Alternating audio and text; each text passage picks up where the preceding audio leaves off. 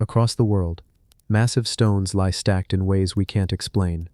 Statues tower with eyes that seem to remember, and buried beneath hills and jungles are clues to something we were never meant to forget. Who carved these giants? Who moved mountains without machines? Some of these sites are older than history itself, and they weren't just built, they were designed to last. Tonight, we follow the trail of the megaliths, from forgotten temples to impossible statues, and stories buried deep in stone. The Leshan giant Buddha, still watching, still silent. It begins with a mountain. A river, wide and unforgiving, cuts through the landscape, and carved directly into the cliffside, high above the meeting point of three rivers in Sichuan, China, sits something that seems too calm for its scale, too precise for its age. The Leshan giant Buddha. It's not a temple, not a statue placed gently on a pedestal. This Buddha is the mountain, a seated figure, 71 meters tall, arms resting on his knees, carved with such care into the red sandstone that he appears to breathe with the land itself. And yet, no one really knows why he was made the way he was, or how. Construction began in the early 700s during the Tang dynasty. We're told a monk named Hai Tong started it. He believed the turbulent waters below, where the Min River, Dadu River, and Qingyi River met, were claiming too many lives. He hoped that carving a Buddha would calm the waters. It sounds symbolic, poetic, but somehow it worked. After the carving began, sediment from the carving process filled the water near the base. It disrupted the currents, and over time, the dangerous whirlpools seemed to stop. But here's what people still puzzle over. This wasn't just a statue to look at, it was engineered.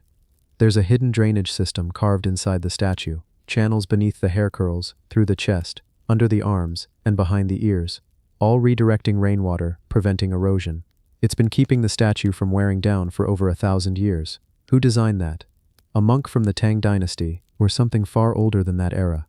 Because the precision isn't something you find in most ancient carvings. His ears, for example, are 7 meters long, but carved out of wood, coated in clay. They've lasted through storms, earthquakes, wars, and time itself. And the head, 15 meters tall, aligns so perfectly with the cliff that even in heavy rains the water drains off like it was planned yesterday. This wasn't just spiritual, it was advanced. Now imagine you're standing at the base, looking up. You can't see his full body unless you're far away. From nearby, it's just cliffs and rocks until you realize you're staring at a foot the size of a room. Each toenail is taller than most people, but what's stranger than the size is the feeling. Everyone says the same thing, that standing near him, you don't feel watched but witnessed, like he's known you for a long time. And when the mist rolls in from the riverbanks, when the tourists go quiet, it feels like he's the only thing that's alive in the whole valley. Some say the Buddha predates the Tang dynasty, that the carving could be older, repurposed during Hai Tong's time, because early records are vague, and despite the scale of the project, few documents exist about how long it really took, how many worked on it, or what techniques they used. It's not carved like other Tang-era statues. This one had planning, drainage,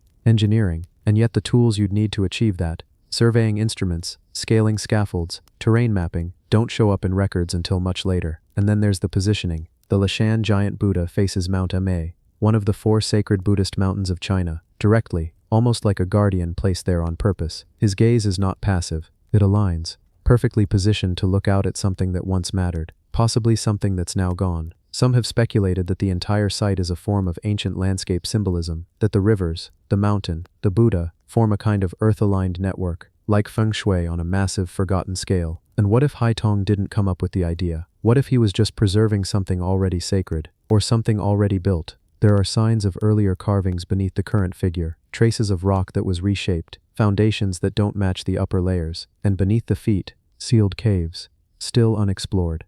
In the 1990s, when preservationists began repairs, they found hollow chambers behind parts of the statue. They also found iron rods driven deep into the cliff, support structures but of an unknown origin, no record of them in any scroll, no name to credit. Even the cliff itself, after 1,300 years of wind and rain, has barely eroded where the Buddha sits. Geologists still don't fully understand why the sandstone holds up so well in that particular zone. It's not like the rest of the mountain. And then, there are the eyes. Dark, empty, but carved in such a way that no matter where you stand, it feels like the Buddha sees you. Not just you, through you. Some locals won't visit the statue at night, not because they fear it, but because the stillness feels too ancient, too aware, like the statue was meant to outlast the civilization that made it. Some believe it's more than a monument, that the Leshan Buddha is a memory, or a message, carved to withstand flood, fire, and forgetfulness, a reminder from a time we no longer understand. not just spiritual, but technological, because behind every sacred carving, every hand-placed stone, there may be something much older, and far more advanced than we allow ourselves to imagine.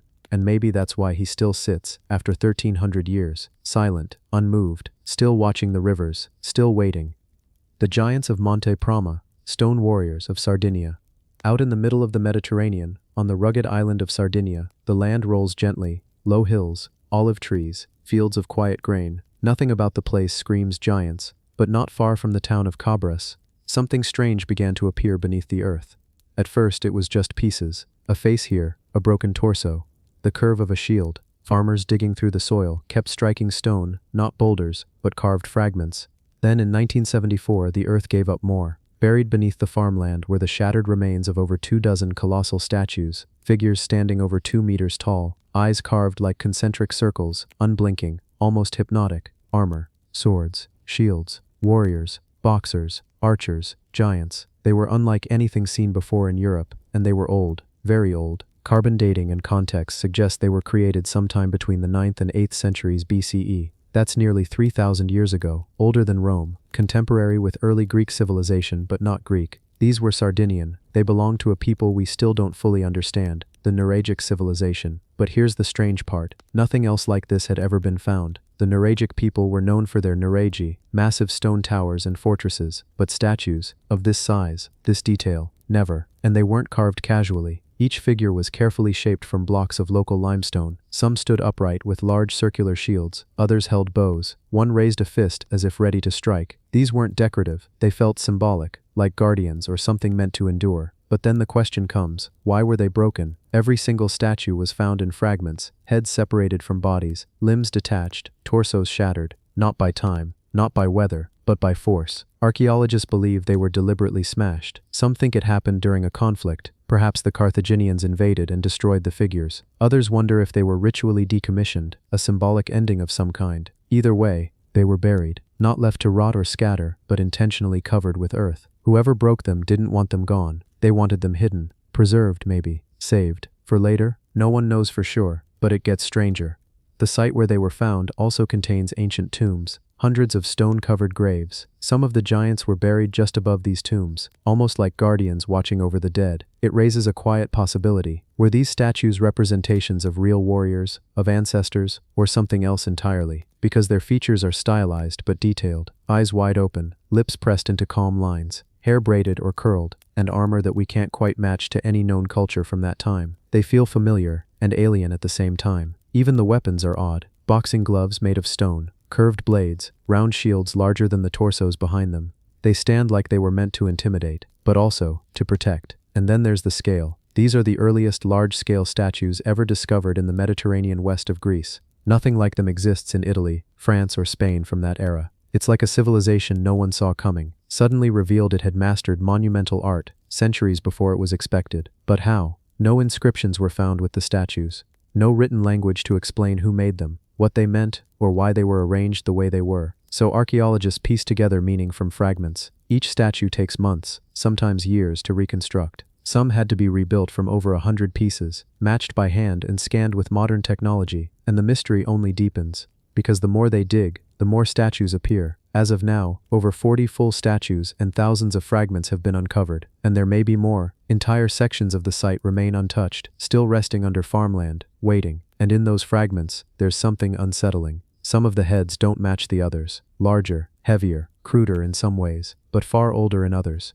Could they be prototypes? Or are they from an earlier phase, a different people? Or could they represent real giants? That's a question that lingers, quietly, at the edges of this discovery. Because Sardinia has old legends, tales of I Giganti, the giants who walked the island long ago. Stories passed down through generations of giant warriors, massive tombs, and forgotten battles. And the locals always said the statues were real. They just didn't know where they were, until now. Some believe the statues were placed to mark a sacred area, something spiritual, something deeply ancestral. A place where the dead were honored with guardians not of flesh but of stone. Others think this was a message, a statement of power, left for future generations, proof that the Nuragic people were not primitive but advanced, capable of building, shaping, organizing. But then, they vanished. No great Nuragic empire, no long histories, just towers in the hills, and now, these statues.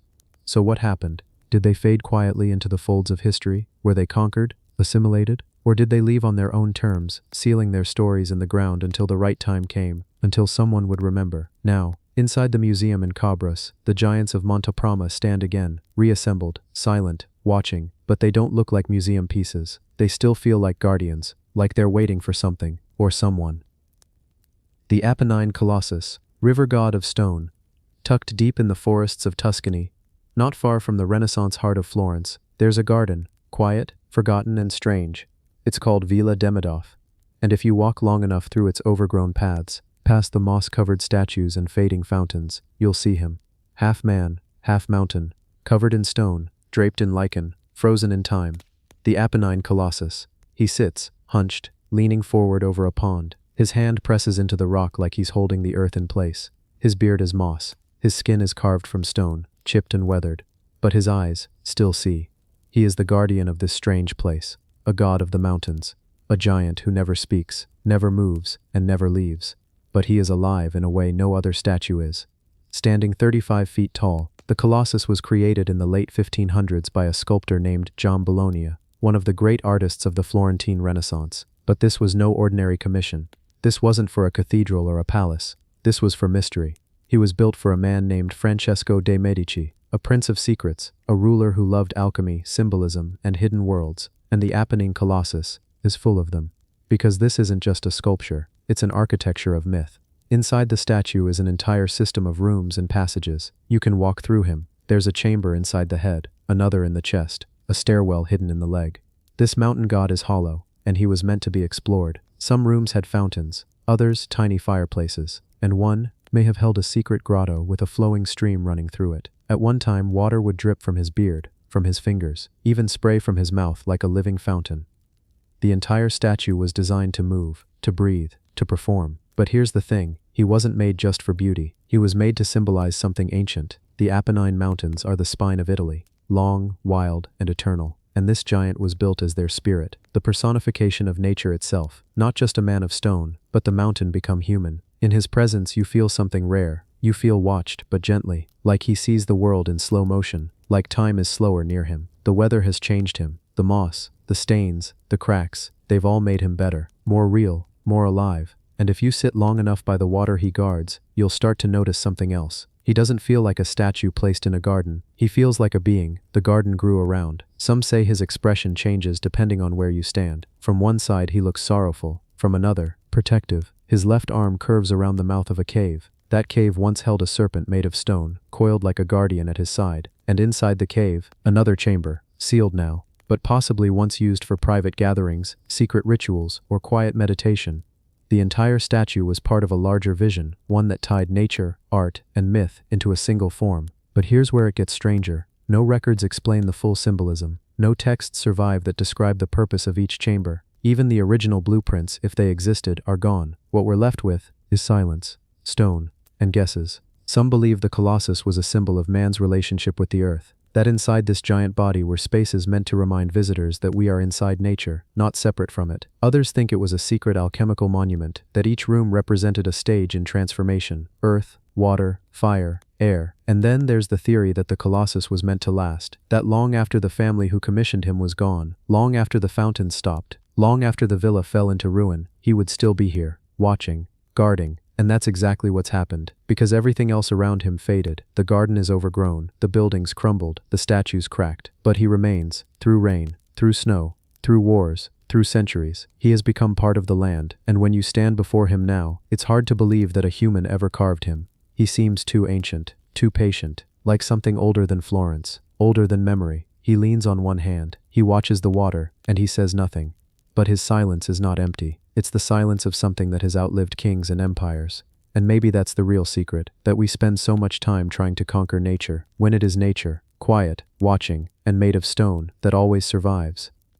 Arkham, Russia's ancient spiral. Deep in the southern steppes of Russia, far from cities and motorways, the land opens into silence. The grass rolls like waves. The sky stretches wide, pale and endless. There are no towering monuments here, no grand temples or pyramids, just quiet hills, wind, and something hidden beneath the earth. A pattern, a spiral, a structure that shouldn't be here, but is. This is Arkham. Discovered in 1987, almost by accident, Arkham is now one of the most mysterious ancient settlements in all of Eurasia, not because of its size, not because of any treasure, but because of how it was built, and when. From above, Arkham looks like the imprint of a fingerprint pressed into the ground, concentric circles, carefully measured streets, and a central ring at the core, perfectly aligned to the movements of the sun. But this isn't modern, not even medieval. It's over 4,000 years old. Older than the Great Wall, older than most of Europe's known civilizations, contemporary with the Great Pyramids of Egypt, and yet here it is, in the middle of the Russian steppe, planned,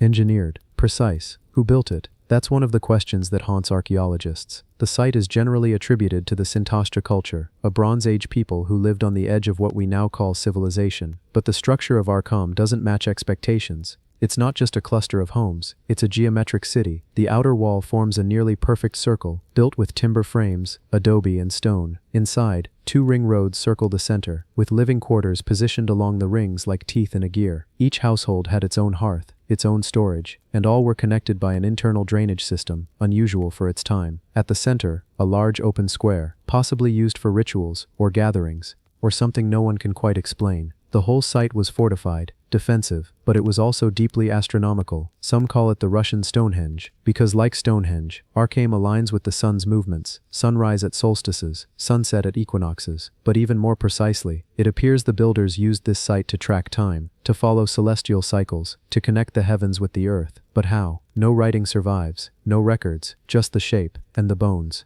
and the silence. Because at some point, the people of Arkham left, or disappeared. They didn't abandon it in chaos. They burned it, intentionally. The outer ring, the walls, the homes, all blackened by fire. Why would anyone build something so intricate, and then destroy it? Some believe it was part of a ritual. That fire was seen as a kind of release, a way to return the structure to the gods, or the earth. Others wonder if something darker happened, a war, a sickness, or a collapse from within. But the spiral remains, and over the years, new theories have emerged, some fringe, some worth asking. What if Arkham wasn't just a settlement, but something else? A map, a message, a machine? Because the symmetry is too perfect, the orientation too precise, the knowledge of solar alignment too advanced for a Bronze Age village that supposedly had no writing, no centralized government, no formal religion, and yet, the measurements are almost modern. Each sector was equal, each home built to the same scale. There was balance, order. It suggests a community that valued structure, not just for defense, but for meaning, a people who believed in cycles, of time, of nature, of life and death. Some believe Arkham was a spiritual center, a place where the stars were studied not as distant objects, but as part of daily life. Others link it to the Indo-European migrations, the early roots of the cultures that would later become Persian, Indian, Slavic, and European.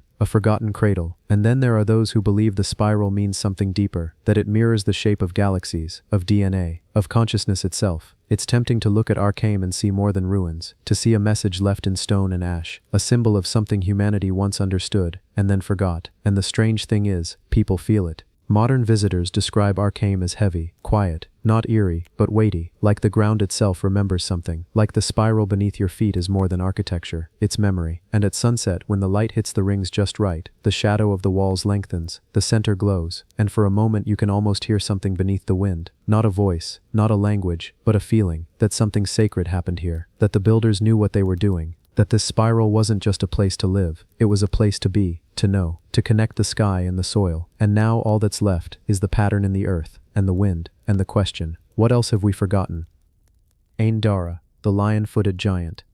In the far north of Syria, where the dry winds whisper across ancient stones and the mountains watch silently from a distance, there once stood a place that no one expected to hold such secrets. A site so quiet, so forgotten by modern eyes, and yet it housed something that seems too large, too precise, too deliberate, to be just a myth. This place is known as Ain Dara. At first glance, the ruins here look similar to other ancient temples. Carved stones, weather-worn columns, a stairway leading into emptiness. But take a few steps closer, and you'll see what starts to set Ain Dara apart. Enormous footprints. Footprints carved into the very stone, but not human-sized, not even close. One print stretches nearly 3 feet long, and then just a few paces ahead, another, equally massive, embedded into solid basalt. It's not just one. There's a pattern, as if some enormous being had strolled across the threshold, entering what was once the main temple hall. These are not random carvings. The stride, the depth, the deliberate positioning, it's unsettling. It's like whoever or whatever left these marks was meant to be remembered. The temple itself is believed to have been constructed sometime around 1300 BCE, possibly by the Arameans.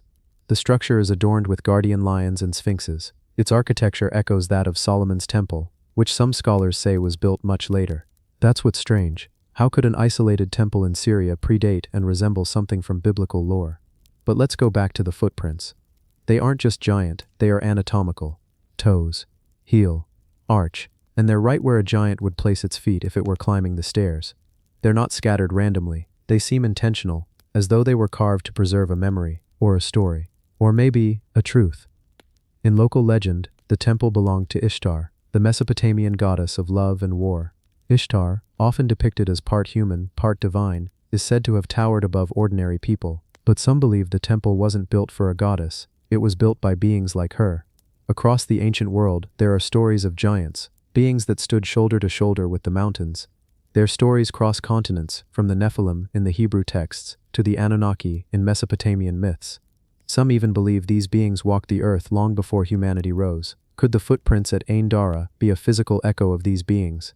Let's pause here. Imagine standing at the entrance to the temple. The stones are cracked, the columns worn down by wind and time. The sun sets in the distance, casting long, warm shadows across the floor. You glance down, and you see it. This massive footmark, etched so deeply into the stone it couldn't have been faked without tremendous effort. You take a few steps forward and find the next footprint. Same shape, same stride. It doesn't feel like a prank. It doesn't feel like symbolism. It feels like someone or something really walked there. Something far larger than any person we've ever known. Now imagine what that would mean. It would mean that somewhere in the deep fog of history, there were beings of a scale we've only whispered about in bedtime stories. And Ain Dara, it might just be their last footprint, etched not just in stone but in time. Some archaeologists suggest the prints were symbolic, that they represented the steps of gods entering their temple. A ritual carving, not meant to be literal. But here's the thing. Other temples of the same era didn't leave these markers. Ain Dara is almost alone in this footprint tradition. And those guardian lions, they're huge too. Their heads once stood nearly as tall as a man. The doors into the temple were massive, far larger than needed for average human visitors. Were they built for show, or for beings that towered over us? There's also the question of who built this, and why it was forgotten. The records are sparse. What we know is based on fragments, both literal and historical.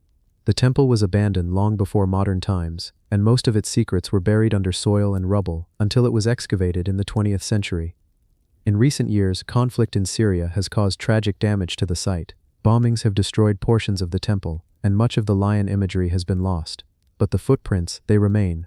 Solid, defiant, mysterious. Is it possible the ancients carved those prints to remember beings they'd actually seen? Maybe they worshipped these giants. Maybe they feared them. Or maybe those prints weren't a tribute at all, but something left behind by something real. At night, when the stars rise above the desert and the wind stirs through the ruins, it's easy to imagine it. A colossal figure, walking silently toward the temple, each step sending a low rumble through the ground. The people watching from below, in awe, or in silence. Maybe even recording it, the only way they knew how, by carving its footprints into eternal stone. Whatever the truth may be, Ain Dara remains a riddle. A quiet, dusty place in northern Syria, a temple now mostly ruins, a few surviving carvings, 2 massive footprints, and a question that has never been answered. Who, or what, left those prints behind? Until someone proves otherwise, the lion-footed giant of Ain Dara will remain one of the most unsettling and silent stories in ancient history. And maybe, just maybe, that's exactly how it was meant to be. Nuraghi, Tower of the Ancients. There's something about Sardinia that feels older than time. The wind here doesn't just blow, it carries whispers. The land doesn't just lie still, it watches. And in the heart of this ancient island, on a quiet plain far from the rush of cities, there stands a structure that looks more like a fossilized thought than a man-made building.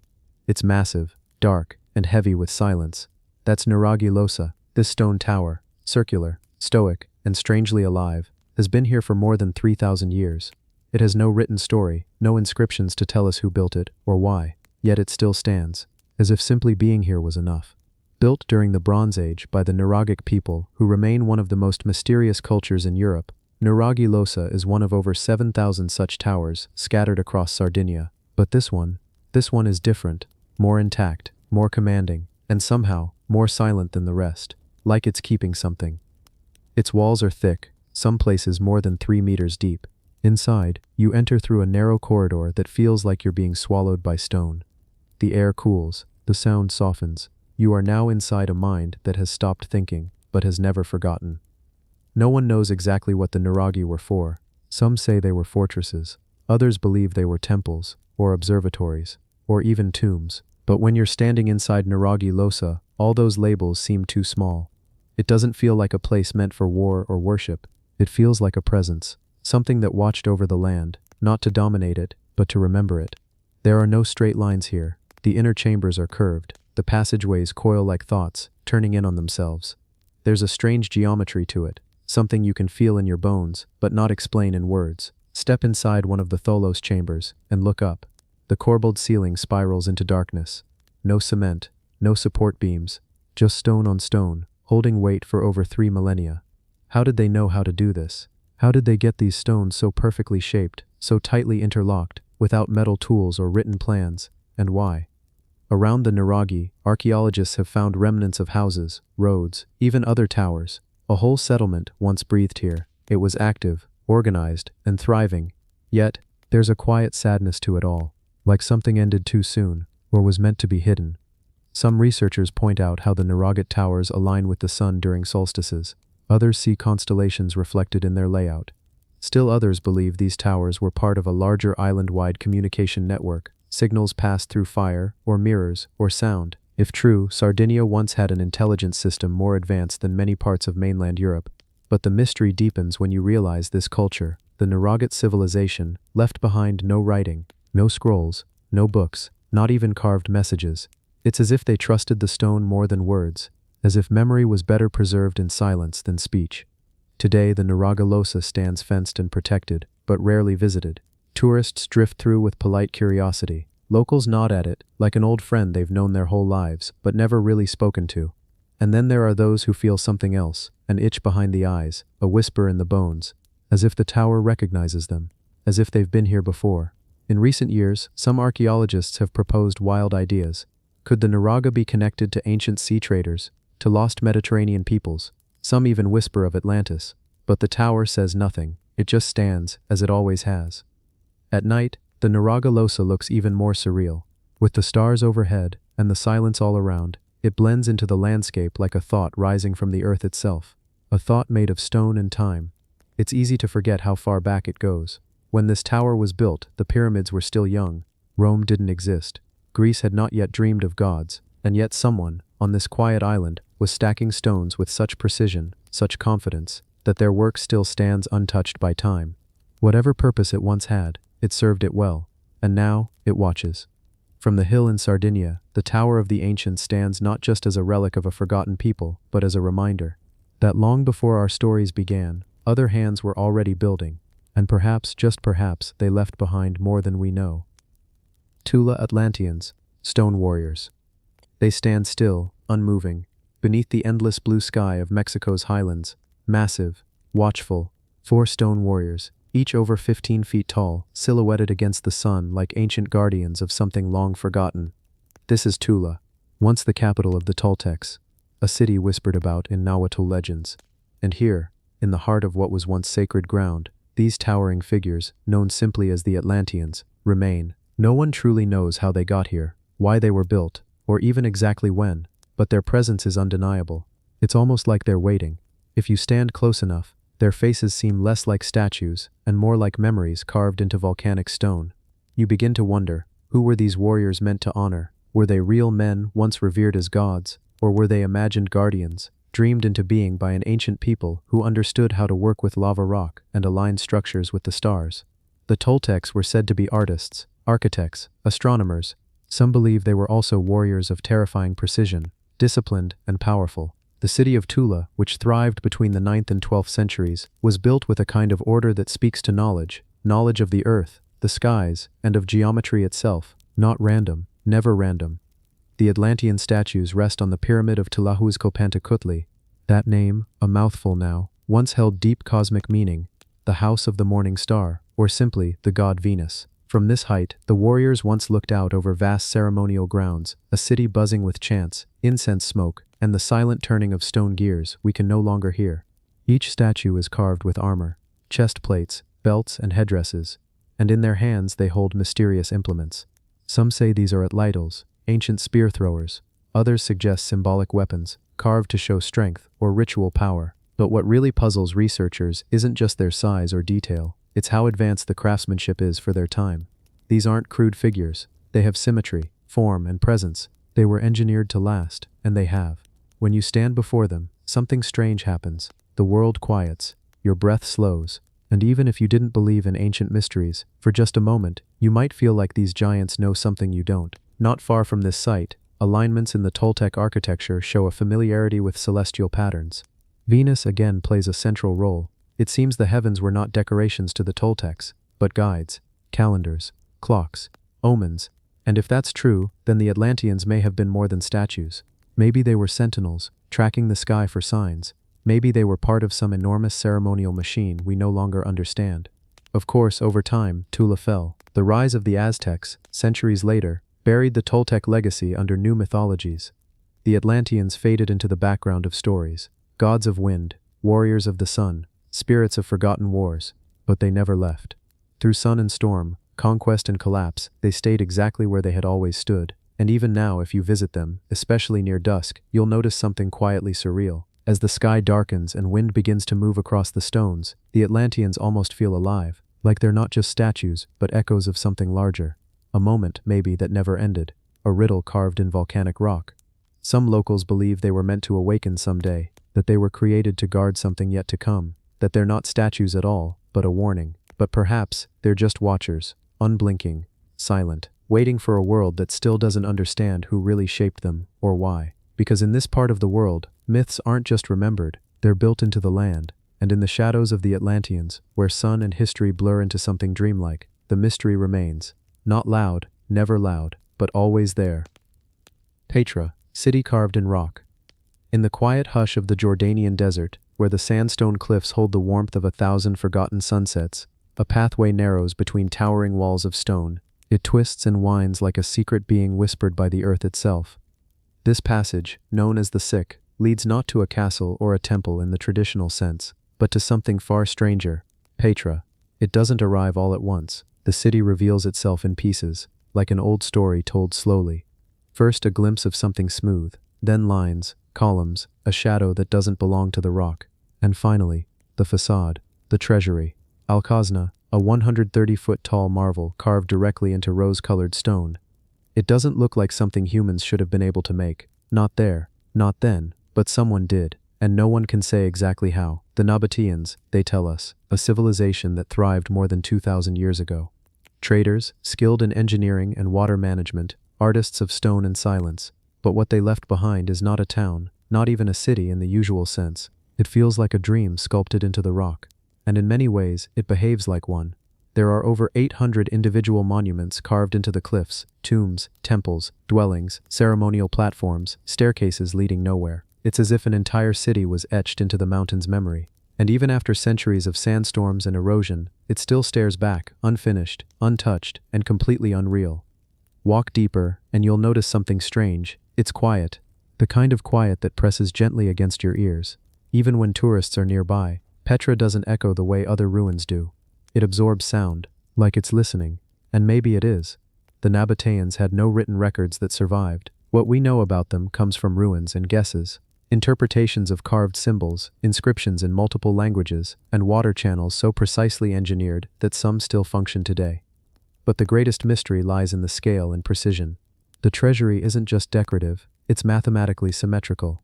The columns, the friezes, the inner chambers, all cut into rock so precisely it's hard to imagine they didn't use machines, yet there's no evidence they did. How did they carve into cliffs that tall without scaffolding, as we know it? How did they maintain alignment in stone that soft? One miscalculation and the facade could have cracked, but it didn't.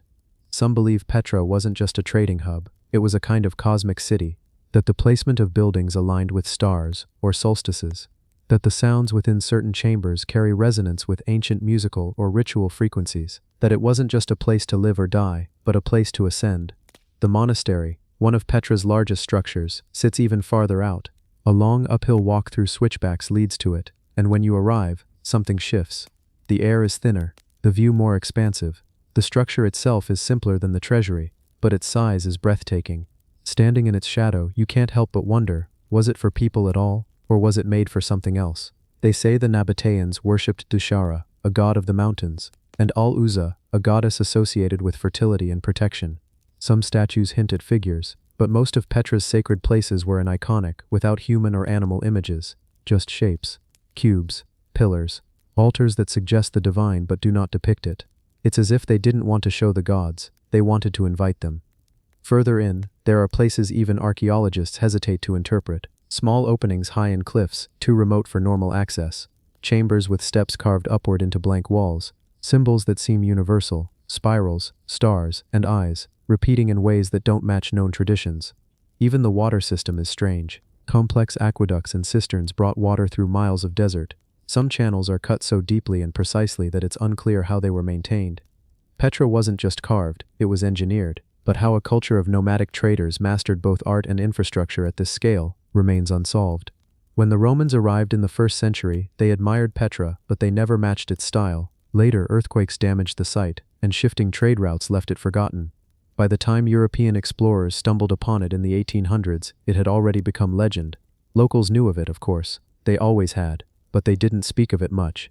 Some said it was haunted. Others called it the City of Ghosts. A place built not by hands but by spirits, or jinn. And when you stand in front of the treasury at sunrise or sunset, that feels entirely possible.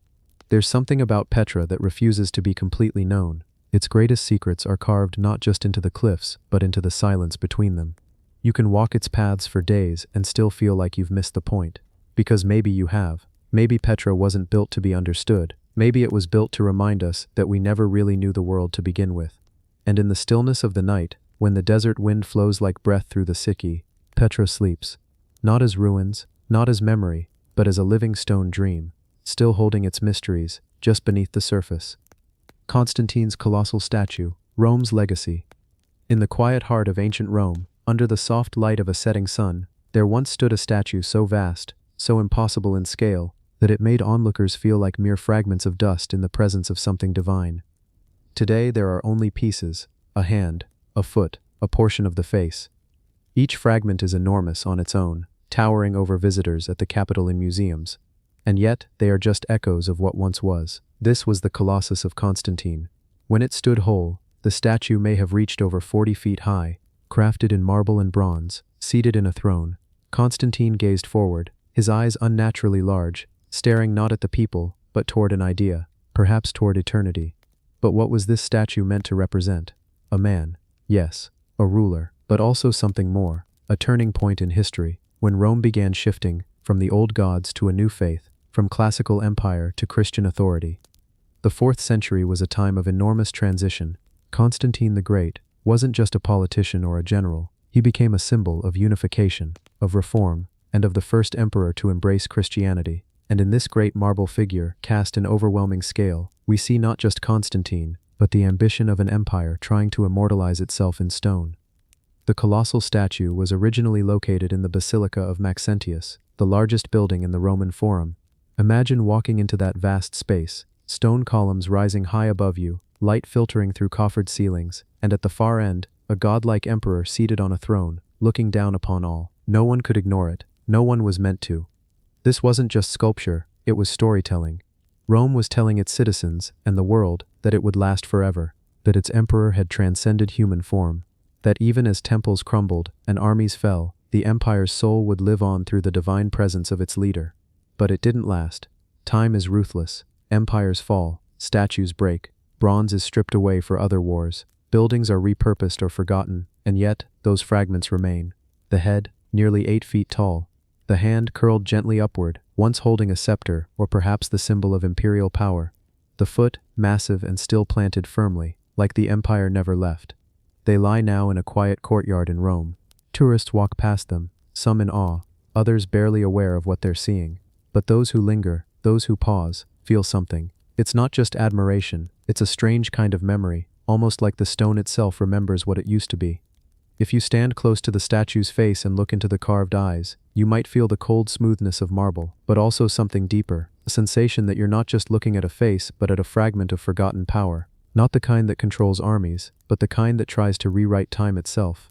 Because this wasn't just art, This was propaganda in stone. Rome, in its dying moments, was trying to tell its own story in a way that could not be burned, could not be silenced, and even though the statue has shattered, that message lingers. The Colossus was likely destroyed during the sackings of Rome, or perhaps simply taken apart over centuries for materials. No one knows for sure, but what we do know is that its fragments survived. Somehow they slipped through time's fingers. Now they sit beneath the open sky. No throne, no temple, just marble resting on the ground, and still, they speak. Not in words but in scale, not in detail but in presence. You can close your eyes and imagine how it might have looked.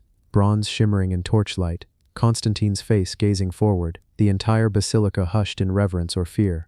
This was not just a man, it was a moment in history when Rome tried to become eternal. And even now, under the soft Roman breeze, it almost feels like it did, like time itself paused, just for a moment, to admire what humans are capable of building, and what we always seem to lose.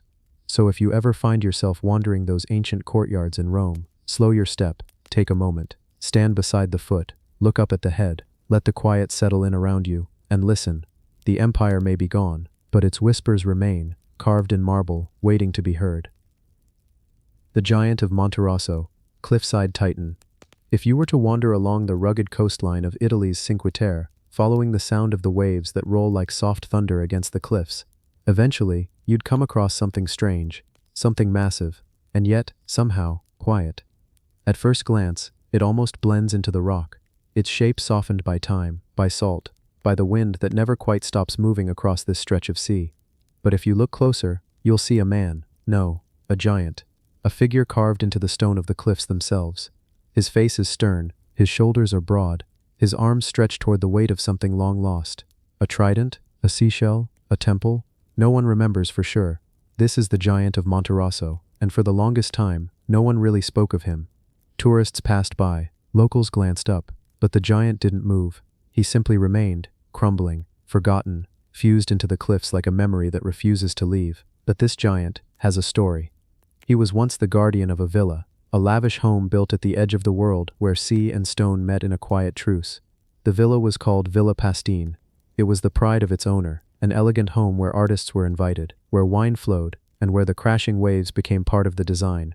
And at its edge, anchoring the house to legend, was the colossal Neptune, god of the sea, sculpted into the cliffside in 1910, carved from iron and concrete, holding aloft a seashell once large enough to be mistaken for a rooftop. A being of both mythology and modern artistry. The man behind the sculpture was Arrigo Minerbi, an Italian sculptor whose hands shaped the forgotten gods of a new century. Alongside the engineer Leviceur, he created this Neptune, not just as art, but as presence. A reminder of the old gods, the sea gods, the ones that watched long before our cities had names. But as with so many monuments, time had other plans. The villa, grand as it was, did not survive. World War II came like a shadow across the coastline. Bombings, shrapnel and destruction shattered the once proud structure. The giant Neptune too suffered. His trident was lost. His arms, those once so powerful, were torn away. The seashell crumbled. And yet, his face remained. His body, though broken, stayed rooted to the cliff. Even now, if you walk along the beach at Fagina, you can look up and see him. What's left of him, emerging from the rock like some ancient sentinel. Weathered, yes, but unmistakably there. And this is where the mystery deepens. Because while the giant has a known date, 1910, it feels much older. It confuses the mind. There's something almost prehistoric about it. Almost too perfect for its time. Many wonder, why Neptune? Why that design? Was it really just for decoration? Or was there something older beneath? A much older legend, one borrowed from sailors and passed down in silence. Some local stories speak of a sea guardian long before the sculpture was created, an unseen spirit of the cliffs, a protector of the waters. When the sculptor came, they say, he simply gave form to what was already there, like pulling a face out of the stone that had always been waiting. There are whispers, too, of unusual patterns carved faintly around the base. Symbols worn so thin they look like natural erosion, until you realize they curve with intent. Spirals, lines. Some claim they're Etruscan, others say older still, but they're almost impossible to date, because the concrete surface has since fused with the natural cliff. Stone and sculpture have become one. And then there's the matter of the proportions. Some architects and historians have pointed out something strange. The giant's original design would have required unnatural strength just to support itself. The base is too narrow, the upper body far too heavy. In fact, the way it was built defies some of the conventional weight distributions used even in modern sculpture. It should have collapsed, but it didn't. So they ask, was there an older frame? Something within the cliff that supported it? Something not entirely man-made? We may never know. The structure has been patched, repaired and stabilized over the decades, but certain parts, especially those embedded deep within, have never been fully examined. Permission is hard to get, the rock is fragile, and the town prefers to let sleeping giants lie. Still, when the waves are high, and the moon is full, some say the giant of Monterosso almost seems to shift. His face changes in the shadows. His form catches the starlight in a way that doesn't feel random. It feels like he's still watching, still protecting something, and maybe that's the point. Maybe the real purpose of the giant was never to impress visitors or decorate a villa. Maybe it was to remind us, subtly, silently, that we are never truly alone on these cliffs. That long before we built homes and painted stories on canvas, we carved our myths into the stone itself. The giant of Monterosso doesn't speak, he doesn't need to. He's part of the landscape now, part of the wind, part of the salt in the air, and the rhythm of the waves below. His arms may be gone, his trident lost, but he's still there, still looking out over the Ligurian Sea, waiting perhaps for someone to remember why he was made in the first place. So the next time you find yourself walking along that quiet Italian coastline, don't rush, pause for a moment, look up at the cliffs, and listen, because sometimes, in the slow hush between waves, the old gods still whisper. The giant Buddha of Bamiyan, Afghanistan. You are standing in a silent valley. The air is still. The mountains around you rise like quiet sentinels, their layers telling stories older than memory. You look ahead, and carved into the rock, a shape begins to emerge. It's no ordinary carving. It's not decoration. It's not an accidental pattern made by time and erosion. It's a giant, a statue, a Buddha, and it's watching over the valley as if it has always been there, as if it never needed to be made, because it was always part of the mountain. This is Bamiyan, a place in central Afghanistan, surrounded by cliffs and ancient dust, where the past is not buried beneath the earth, it's carved into the face of the rock itself. For nearly 1,500 years, two massive statues stood here. One measured 35 meters tall, the other, even more massive, about 53 meters. That's as tall as an 18-story building. But the most extraordinary part isn't just their size, it's how they were made, where they were made, and what they represented. These weren't statues built on flat ground. They were carved directly into the vertical walls of the cliff. They were hollowed out from within. The head, the robes, the shoulders, even the platforms they stood on. Everything was shaped from the stone of the mountain itself. No cranes, no modern tools, just raw vision and relentless effort. We don't know exactly who built them. Some believe it was around the 5th or 6th century CE. That's more than 1,400 years ago. Others say it may have begun even earlier, possibly during the Kushan Empire, when Buddhist influence swept through Central Asia. But whoever did it, whoever planned it, climbed it, carved it, and risked their lives for it, they didn't leave a signature. They didn't even leave instructions. What they left was presence. If you stood at the foot of one of these Buddhas and looked up, you wouldn't feel small in the way you might near a skyscraper. You'd feel small in the way you do when you look up at the stars. Quiet, humbled, like you're in the presence of something that isn't trying to impress you, it simply is. And maybe that was the point. The Bamiyan Buddhas were not just religious icons.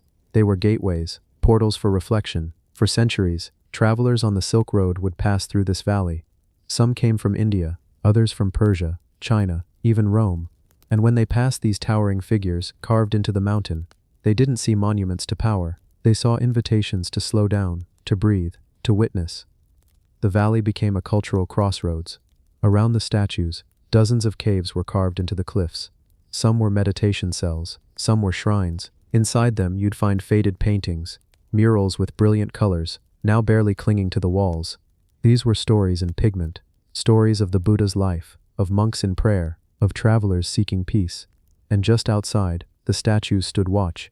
Imagine the effort it would have taken to shape them, day after day, carving through stone by hand, hanging from ropes, chiseling while wind whipped through the valley. Every angle had to be perfect, every inch planned. The robes that draped over the Buddha's bodies weren't simple straight lines. They flowed, they folded, they rippled with weight and detail. But even more mysterious is how the interiors were constructed. Because these statues were hollow. Inside, staircases were carved, chambers were built, windows were placed to let light stream in from the outside. In some ways they weren't statues at all, they were vertical temples. And then, there's the face The faces are gone now, lost, and so are the statues themselves. Because in 2001, after standing for over 1,000 years, both Buddhas were destroyed. It was one of the most heartbreaking acts of cultural erasure in modern history. The Taliban, calling the statues idols, used explosives and artillery to reduce them to rubble. The world watched. Some wept, others protested. But the damage was done. And yet, even in their absence, the Buddhas of Bamiyan remain. The empty niches where they once stood are still carved into the cliff. And something strange happens when you look into those hollows. You still feel their presence. It's as if the memory of the stone is stronger than the stone itself. The valley hasn't forgotten, and neither have the people. In the years since the destruction, archaeologists have discovered fragments, pieces of the Buddhas, fingers, robes, facial features, scattered in the dust below. Efforts have been made to reconstruct what once was, not to rebuild them as they were, but to understand how they were made, to remember what they meant. And what did they mean? That's the part no history book can fully answer. To some, they were a symbol of Buddhism's golden age in Central Asia. To others, they were masterpieces of engineering and sculpture. But to the quiet traveler standing at the base, eyes turned upward in the still air, they were something else. They were reminders. Reminders that the greatest structures don't always rise from ambition, but from devotion. That true giants don't always walk the earth, they can be carved into it. That silence can sometimes speak more than sound. Even now, standing in front of the voids, you can almost hear the wind as it brushes across the cliffside. You can almost see what was once there. You can almost feel it, and that's the strange magic of Bamiyan. It doesn't demand attention, it doesn't force emotion, it just offers space. Space to reflect, space to imagine, space to wonder what else might have once stood in valleys like this, before time, or war, or memory erased the rest. The Bamiyan Buddhas may be gone, but their shadows still stretch across the valley, not in sorrow, but in stillness, and sometimes stillness is all we need to remember. The stone giants of Palmyra, Syria. In the middle of what is now desert, where dry winds blow across sun-baked stones and the silence carries the weight of centuries, there once stood a city unlike any other, a place of wealth, art, and towering pride. That place was Palmyra, and within its majestic ruins, stone giants still whisper of a forgotten past. You wouldn't know it from looking at it now. The sand creeps in slowly, the columns are shattered, the archways half gone, but when you close your eyes and just listen to the air move across the broken statues, it feels like something bigger still lingers here. Before Rome reached its full height, before great cities rose across Europe, Palmyra had already carved its name in stone. It was more than a city, it was a symbol, a trade center, a cultural meeting point, a stage for gods and emperors to cross paths. And rising among the temples and gates and columns, there were these massive stone figures, many of them human-shaped, but unlike anything we recognize, with features too serene, eyes too wide, shoulders too square, and a silence too heavy for simple sculpture. Some called them gods, others thought they were kings, but the truth is, no one really knows, because their faces were carved with care, but without names. Their hands placed at their sides as if waiting, always waiting. Even in ruin, they don't look defeated, they look like they're still watching. Palmyra was built on oasis land. That alone made it special in ancient Syria. Because when you can control the water in a desert, you control life itself, and with that came power. Its people were merchants and architects, priests and traders. They knew how to build, and they built to impress. They didn't just stack stone, they designed with meaning. Symbols were etched into the surfaces. Gods from many cultures were welcomed. Even their burial towers were built like giant beacons, silent guardians looking over the land. And then came the statues. Some were set into temples, others lined the colonnades, but a few, the ones that still stir the imagination, were larger than life, sculpted from single blocks of limestone or sandstone, sometimes 15 feet high, sometimes more. Their bodies were human, but the way they stood, the way they faced the horizon, or faced each other, it didn't feel like art. It felt like a conversation, or maybe a warning, or a ritual. Their creators are lost to history. We have no names for the hands that shaped these giants, no records that explain what the poses meant. But we do know that Palmyrene sculpture was unlike anything else in the Roman world, more stylized, more geometric, almost like they were borrowing ideas from somewhere older, somewhere more distant. The eyes were always wide, almost too wide, not realistic but exaggerated, as if the sculptors wanted them to see beyond time. The clothing, detailed and deliberate, sometimes Persian in style, sometimes resembling Greek robes, sometimes nothing you can really place. And over the centuries, as empires came and went, those stone giants didn't fall, they stayed standing. Until recently, in the 21st century, tragedy struck. Conflict came to Syria, and Palmyra, once a wonder of the ancient world, became a battlefield. The Temple of Bel, destroyed. The Arch of Triumph, collapsed, and the statues, many of them were beheaded, shattered, or vanished. But even in that destruction, something strange happened. Some of the heads were taken and hidden by locals who risked their lives to preserve them. Some fragments were buried under the rubble, protected by accident, and as archaeologists returned, they began to realize something profound. Even broken, even crushed and burned, the giants still evoke presence. A single hand, carved in stone, resting open. A face, split down the middle, still wearing its expression. Eyes, chipped but unblinking. And the stories return. Legends say that some of the statues in Palmyra weren't just statues, they marked sacred places, energy points, watchposts built not for humans, but for something else, something older.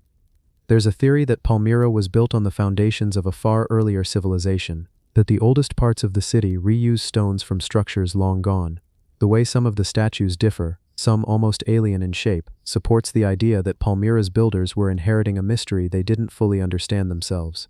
We see this in the positioning of certain ruins, in the way the columns align with celestial bodies, in how some statues seem out of place, as if they were moved, or relocated from a more ancient source.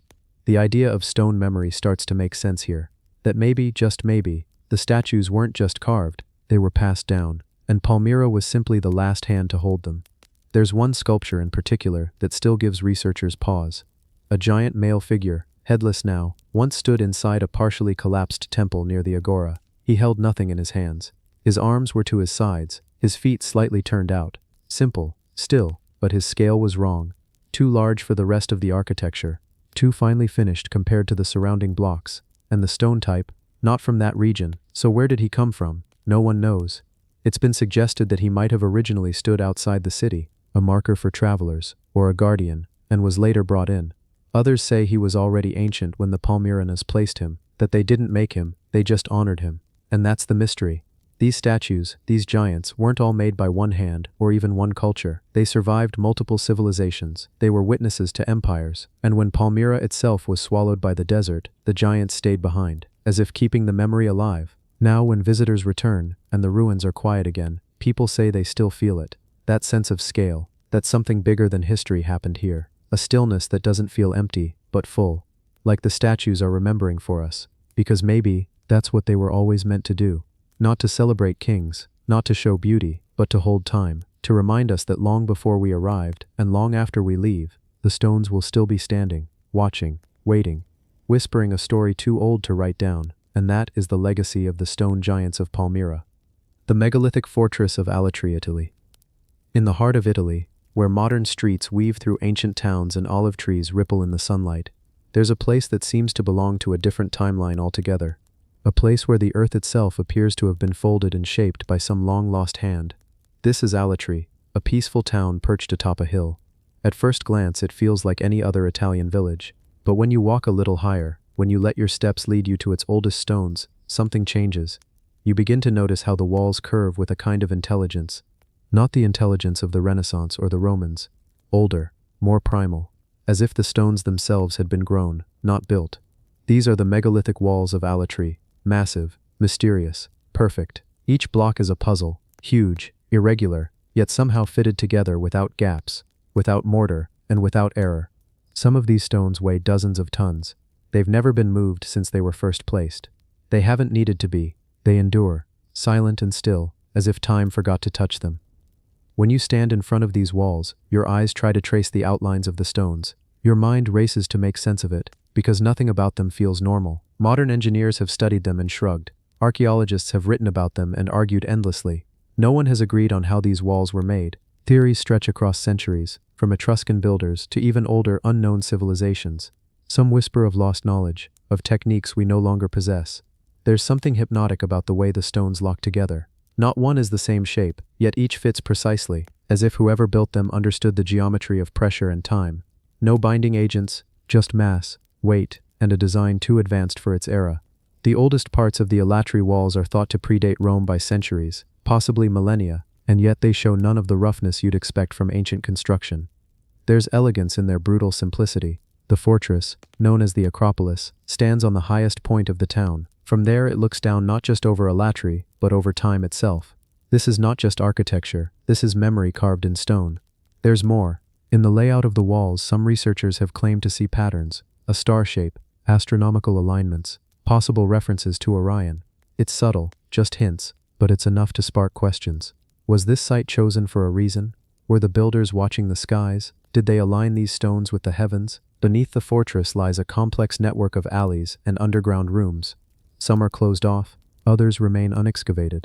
The people who live here don't think much of it anymore. To them, it's always been part of the town, but for outsiders, it's disorienting.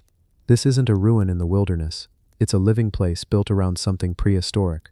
The stones have survived countless invasions, earthquakes, empires. They were here before Julius Caesar, before Latin, before the very concept of Italy. And yet, they don't boast. They don't shout for attention. They're just there, monumental and silent, like an ancient truth waiting to be rediscovered. Some scholars suggest that the builders used wooden rollers and levers. Others believe they shaped smaller stones until they found the perfect match. But the scale and the uniformity argue against that. It feels more like the work of a people who understood stone at a level we no longer do, and that's the strangest part. These walls are not alone. Similar structures exist in other parts of Italy, Norba, Ferentino, Segni, even across the sea in Greece and Turkey. But Alatri stands apart. It is better preserved, more massive, more precise, and it carries an energy that's hard to describe, not spiritual, exactly, just present.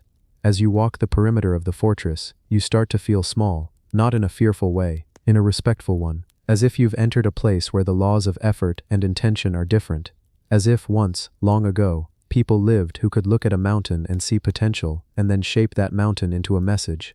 Some have argued that these walls are part of a forgotten civilization, one that predates recorded history, perhaps wiped out by some ancient catastrophe. Others think it was simply human determination, stretched across generations. Maybe both are true. But one thing is certain, the fortress of Alatri wasn't built for defense alone. Its design suggests something deeper, symbolic, celestial, ceremonial. Perhaps it was meant to endure, to be remembered, to outlast the very people who created it. Today, you can still walk among those stones. You can press your palm against their surface and feel their texture, smooth in some places, chipped in others.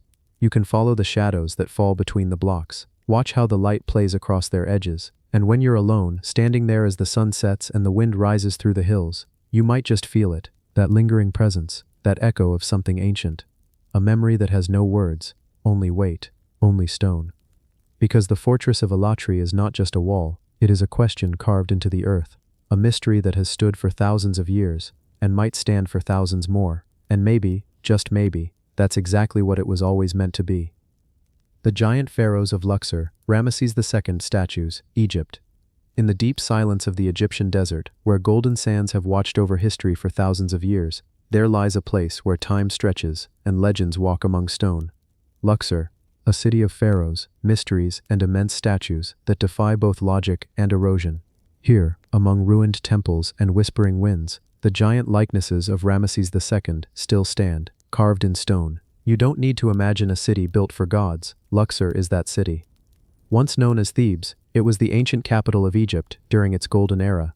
But it's not the city layout that strikes you first. It's the sheer scale, monuments so large they seem impossible. Statues so precise, yet so gigantic, that they make even modern engineers pause in disbelief. Among these monuments stands one of the most remarkable figures in human history, Ramesses II, the pharaoh who ruled for 66 years and left behind a legacy carved deep into Egypt's bones. His presence still lingers in Luxor, not just in history books or hieroglyphs, but in stone, immense, towering statues that watch over the ruins like timeless guardians. The most iconic of them sit at the entrance to the Ramesseum, his mortuary temple on the west bank of the Nile. You walk up to one of these statues and your head tilts slowly upward. 30 feet tall, 40, 50. Ramesses sits calmly, carved from a single block of granite, his expression serene, almost godlike. His hands rest on his knees, his headdress worn like a crown of permanence. But then, look closer. This isn't just art, it's not merely a tribute, it's a statement. A message from a man who saw himself as more than a king. Ramesses believed himself divine, and the ancient Egyptians didn't just obey him, they built his image into the land itself. These statues weren't for decoration, they were monuments of power, immortal declarations in stone. And yet, as powerful as they are, many of them have fallen. One of the largest statues of Ramesses II once stood over 57 feet tall. Today, it lies shattered, the head separated from the body, the torso cracked. But even lying down, the statue overwhelms. You could spend an hour just staring into the calm, eternal face carved into that massive granite. Those eyes still look out, not with emotion, but with permanence, as if the stone itself remembers. How did ancient Egyptians carve and transport such colossal figures? The granite came from Aswan, hundreds of kilometers to the south. Imagine that. These weren't local stones. These were transported along the Nile, massive solid blocks weighing hundreds of tons. Experts say they floated them on barges, but how? How do you balance a 1,000-ton stone on a wooden boat? How do you move it without cracking it, without breaking the riverbank, without even modern machinery? It's still debated, and once it arrived in Luxor, it had to be moved into place. Upright, aligned, balanced, without cranes, without digital measurements, just manpower, genius, and perhaps something more. Some archaeologists believe the builders used ramps. Others suggest a system of levers and counterweights. And then there are those who wonder if we're missing something, some forgotten technology or knowledge we've yet to rediscover. Because there's something strange about the precision too. These statues aren't crude. They're not just big. They're beautiful. Every feature is symmetric. The ears, the eyes, the folds of cloth, the contours of the body, all in perfect balance, from toe to crown. At this scale, even the smallest mistake would ruin the proportions. But the sculptors didn't make those mistakes. They carved with purpose, and with knowledge we don't fully understand. Some say these weren't just monuments, they were part of a larger energetic system, that the temples, obelisks, and statues were aligned in such a way to channel spiritual or even cosmic forces. While that might sound far-fetched, it's true that many of these structures are aligned astronomically. Certain angles match solstices, star risings, or the path of the sun. Coincidence, or something more? Ramesses II wasn't just a builder. He was a symbol. He represented stability, power, order. He expanded Egypt's borders, built cities, and left behind more monuments than any other pharaoh in history. And here in Luxor, we see his legacy in stone. But there's a subtle melancholy too. Because time has weathered even these giants. Sand wears the surface. Earthquakes have toppled the proud. Floods have loosened stone foundations. And yet they're still here. Some standing, some broken, but all bearing witness. And what of the workers?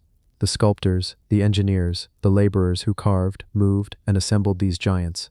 Their names are lost, their faces unknown, yet they stood beneath these same statues thousands of years ago, looking up just like we do. They would have wiped sweat from their brows. They would have felt awe, fatigue, maybe even fear, and now they too are part of the silence that surrounds these stone forms. You can still walk among the statues at Luxor today. You can trace your fingers along grooves carved millennia ago. You can stand in the shadow of giants and feel small, but in a good way, as if you've stepped into something timeless, something bigger than any one life. The statues don't speak, they don't move, but somehow they remind us that history is alive, that ambition leaves marks, and that sometimes, even stone can carry memory. The sun sinks low over Luxor now. The wind rises slightly, carrying a faint whisper from the Nile. The statues of Ramesses II stand or lie, quietly, still gazing into eternity, their giant forms unmoved by time, but not untouched. And as the desert stars begin to blink awake, you can almost feel it, the presence of the past, pressing in gently, the weight of what was, the mystery of how, and the quiet truth that some giants never really fall. The megalithic observatory of Goseck, Germany. Somewhere in the quiet countryside of central Germany, in a place called Goseck, lies a circular structure that almost no one notices unless they know what they're looking for. From above, it looks simple, almost too simple. Just a round wooden fence, with 2 gates, and an open patch in the middle. But beneath that quiet appearance hides a mystery so ancient, so deliberate, and so aligned with the stars, that it forces us to ask, who built this, and what exactly were they watching? They call it the Goseck Circle, and while it may not tower over the landscape like Stonehenge or echo with the grandeur of Egypt, what it represents is just as mysterious. The story of this place goes back more than 7,000 years. That's older than the pyramids, older than most writing, even older than some of the myths we think of as timeless. Discovered from the air in the 1990s, the site first appeared as a faint discoloration in the soil, a crop mark, nothing more. But archaeologists knew better. They began digging, carefully, slowly, brushing back layers of soil that hadn't been touched in millennia. What they uncovered was something far more precise than expected. A circular ditch, 2 wooden palisades, and 3 carefully placed gates, each aligned to the rising and setting sun on the winter solstice. The people who built this didn't do it by chance. Imagine for a moment standing there, 7,000 years ago. The sky would have been so dark at night, filled with stars, unpolluted by any light from towns or cities. The winters would have been cold, the seasons, harsh and important. The sun wasn't just warmth, it was survival. And at the darkest time of year, the shortest day, the winter solstice, people may have gathered in the circle, waiting quietly for the moment when the first beam of sunlight passed through the southeastern gate, and then, at dusk, watched the sun disappear through the southwestern gate. That precision suggests a lot: planning, observation, generations of people watching the sky, recording patterns, learning. This wasn't a random circle, it was a solar calendar, possibly one of the first, and that changes how we see them. Not as simple farmers in animal skins, but as sky watchers, as architects, as thinkers. But here's the part that keeps people awake at night, even thousands of years later. Why? Why would a Neolithic community go to so much trouble to mark the sun's path? Was it just about agriculture? Was it spiritual, ceremonial? Or was it something deeper, something we've forgotten how to understand? Some believe the circle was a sacred space, a place of ritual, perhaps a kind of temple without walls. Others think it may have served as a burial site, or a place to mark the changing of the year with festivals or offerings. There's even evidence of fire pits and post holes, which suggest that this place wasn't just observed, it was used, over and over. And then there's the strange silence that followed, because for thousands of years after its use, the Gosek circle disappeared from human memory. It was buried, forgotten, covered by soil and grass, hidden under farmland, until a plane flew overhead and noticed the outline. And when that happened, something curious began to emerge. Other circles, similar ones, all across Europe, not just in Germany, but in Austria, Hungary, Slovakia. Circles with solar alignments, circles that predate writing, circles that may have been connected, not physically, but culturally. Which leads to another question: was there a network, a common knowledge shared across ancient communities, long before the civilizations we usually talk about? We often assume that advanced thinking started in Sumer or Egypt or Greece, but the Gosek Circle, and others like it, tell us that something was happening long before that. People were watching the sky, marking time, building in wood and earth, with astronomical accuracy, and yet, we know so little about them. There are no names, no myths passed down, no stories carved in stone, just patterns in the ground, and gates that catch the sun. One of the most chilling things about Gosek is how it forces us to rethink silence. We tend to believe that if something is important, it leaves traces, books, temples, statues. But Gosek leaves only geometry and shadow. That may be all the ancient builders intended, something not meant to last as a monument, but as a moment. The winter solstice sun, the rebirth of light, a shared experience passed from one generation to another, not with words but with sunlight. Some researchers believe the circle may even have had social or political meaning. To control knowledge of the heavens is in a way to hold power. Those who could predict the solstice might have been seen as wise or sacred. Could Gosek have been part of an ancient priesthood, a school of sky priests scattered across ancient Europe, or were they simply farmers, deeply in tune with nature, passing down knowledge in the only way they could? The wooden posts are long gone now. What stands in Gosek today is a reconstruction built from archaeological data. The circle has been restored with tall wooden stakes and a quiet path leading in. It's open to the public, but it doesn't draw crowds. There are no massive signs, no throngs of tourists, just a quiet field and a sense of something watching. Visitors say that standing inside the circle is strangely emotional. You don't feel small, but you do feel like a shadow among older shadows. You can look up and see the same sky, stand in the same spot where someone 7,000 years ago stood and waited for the sun. That feeling, that stillness, is perhaps the real mystery. The Gosek circle doesn't try to dazzle. It doesn't dominate the land. It whispers, it nudges, it leaves questions instead of answers. And in doing so, it reminds us that history isn't always loud, that some of the most advanced thinking may have happened in places we forget to look. Not in palaces, not in pyramids, but in circles made of wood, watching the sky and marking the turning of the year. As you drift off, think of this. Somewhere in Germany, the sun still rises through that ancient gate, just as it did 7,000 years ago. And someone, perhaps not so different from you, once stood there, wrapped in animal furs, eyes fixed on the horizon, waiting for light. The giant of Guanyu, China. In the quiet heart of Jingzhou, a city nestled alongside the Yangtze River, something rises above the ancient rooftops. It doesn't just tower, it looms. Bronze muscles bulge under the soft sunlight. The folds of his robe ripple in the wind like real fabric. A long, regal beard flows from a stern face that doesn't just watch the city, it seems to guard it. This is the giant of Guan Yu. At over 58 meters tall, it's one of the largest statues of a historical figure ever built. But unlike the more famous Buddhas of Asia or the abstract colossi of the ancient world, this giant is unmistakably human, a warrior, a symbol, a man-made legend, and now legend-made stone. But the question isn't just how it was built, it's why, and what it means. To understand this statue, we have to go back nearly 2,000 years, back to the age of three kingdoms, a time of betrayal, war, and fading empires. In that chaos lived a man named Guan Yu. He wasn't born a legend, he was a general, loyal, disciplined, and fiercely brave. He fought under Liu Bei, the warlord who dreamed of restoring the Han dynasty. Together, they fought battles that shaped Chinese history. But Guan Yu wasn't just a warrior, he followed a strict moral code: honor, loyalty, righteousness. These weren't just words to him, they were law, and that's what made him different. After his death, stories began to spread. People said he never backed down, that his spirit continued to protect, that he had become more than a man, something eternal. Eventually, emperors would posthumously name him the God of War. Not for conquest or violence, but for virtue and strength, the kind of strength that refuses to bend. Fast forward to the 21st century, and the city of Jingzhou decides to honor him in the most visible way possible. Not with a plaque, not with a temple, but with a statue. And not just any statue. The giant of Guan Yu weighs over 1,300 tons. His armor is detailed with over 4,000 bronze strips.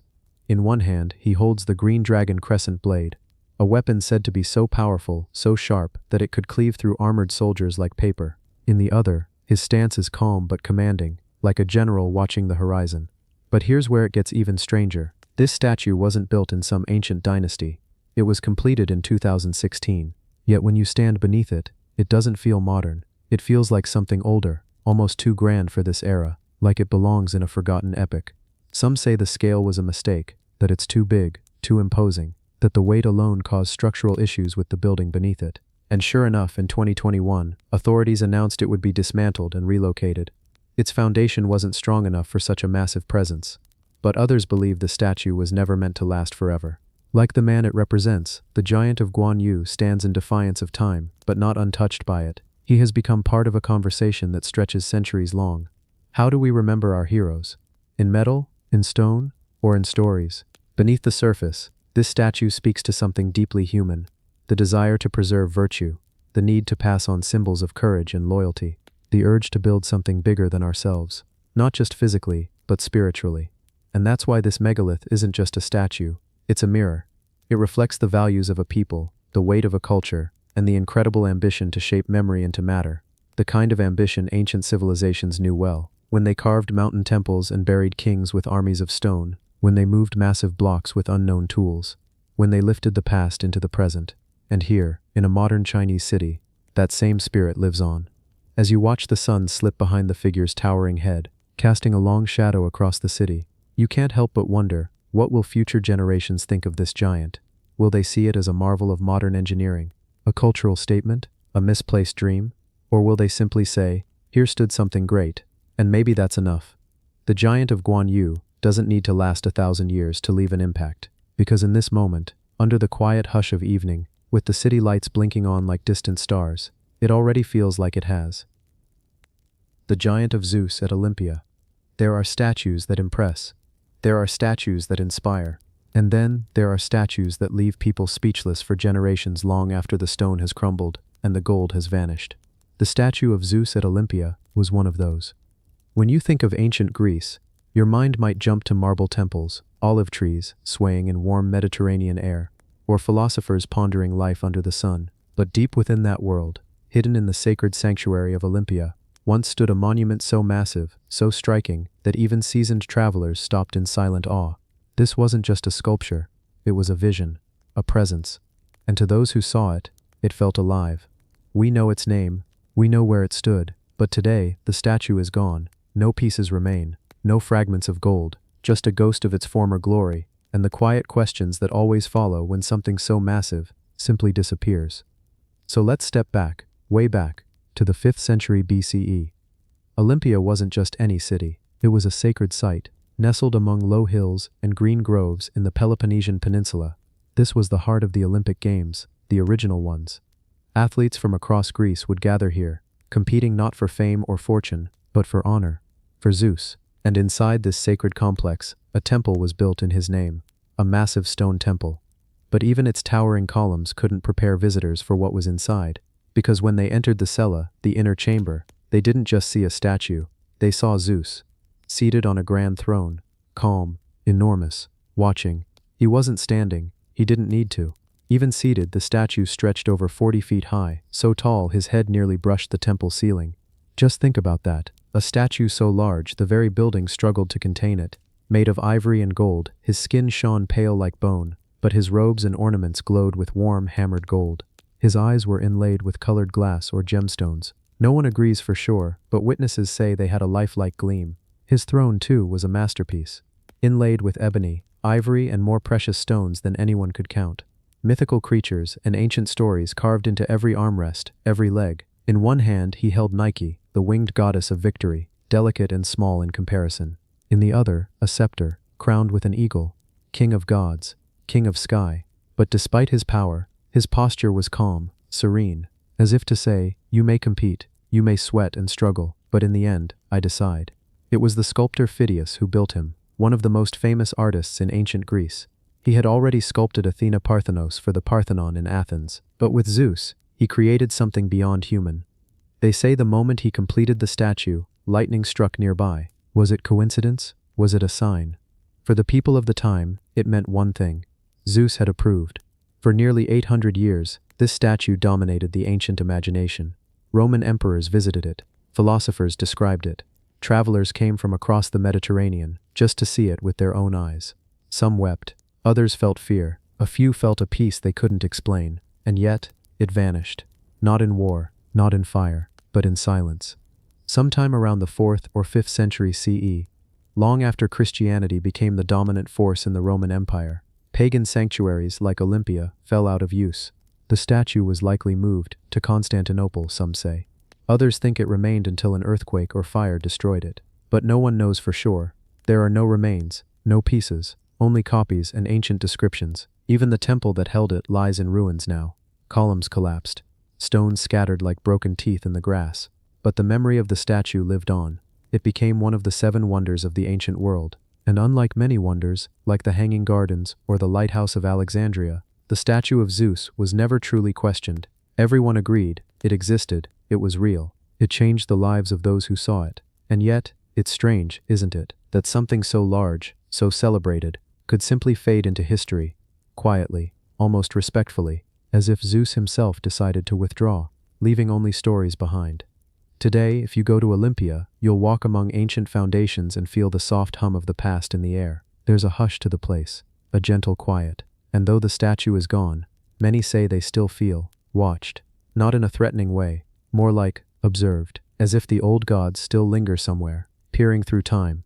And maybe that's the most powerful part, because the statue of Zeus wasn't just a wonder of stone and gold, it was a wonder of presence. And even now, without a single piece left standing, that presence hasn't gone away. It simply waits. The megalithic ruins of Chaco Canyon. In the wide-open desert of northwestern New Mexico, far from the busy highways and distant from the light of cities, lies a place where time feels paused. Here, tucked within a remote canyon surrounded by mesas and sandstone cliffs, are the remains of an ancient world, massive, precise, mysterious. This is Chaco Canyon. At first glance, the land looks quiet, just rock, scrub brush, and sky. But as you walk deeper into the canyon, the silence becomes something else, a kind of presence. Stones stacked into walls taller than a house, long, low structures that once housed ceremonies and gatherings, roads that stretch in straight lines for miles, some leading nowhere, ending in cliffs or fading into desert. You begin to realize this isn't just an archaeological site.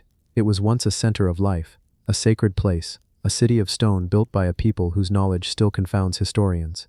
The ancestral Puebloans, sometimes called the Chacoans, built their monumental civilization here between 850 and 1250 AD. But the sheer scale of what they achieved doesn't make sense, not at first. They had no metal tools, no pack animals, no wheels, and yet, they built multi-story buildings with hundreds of rooms.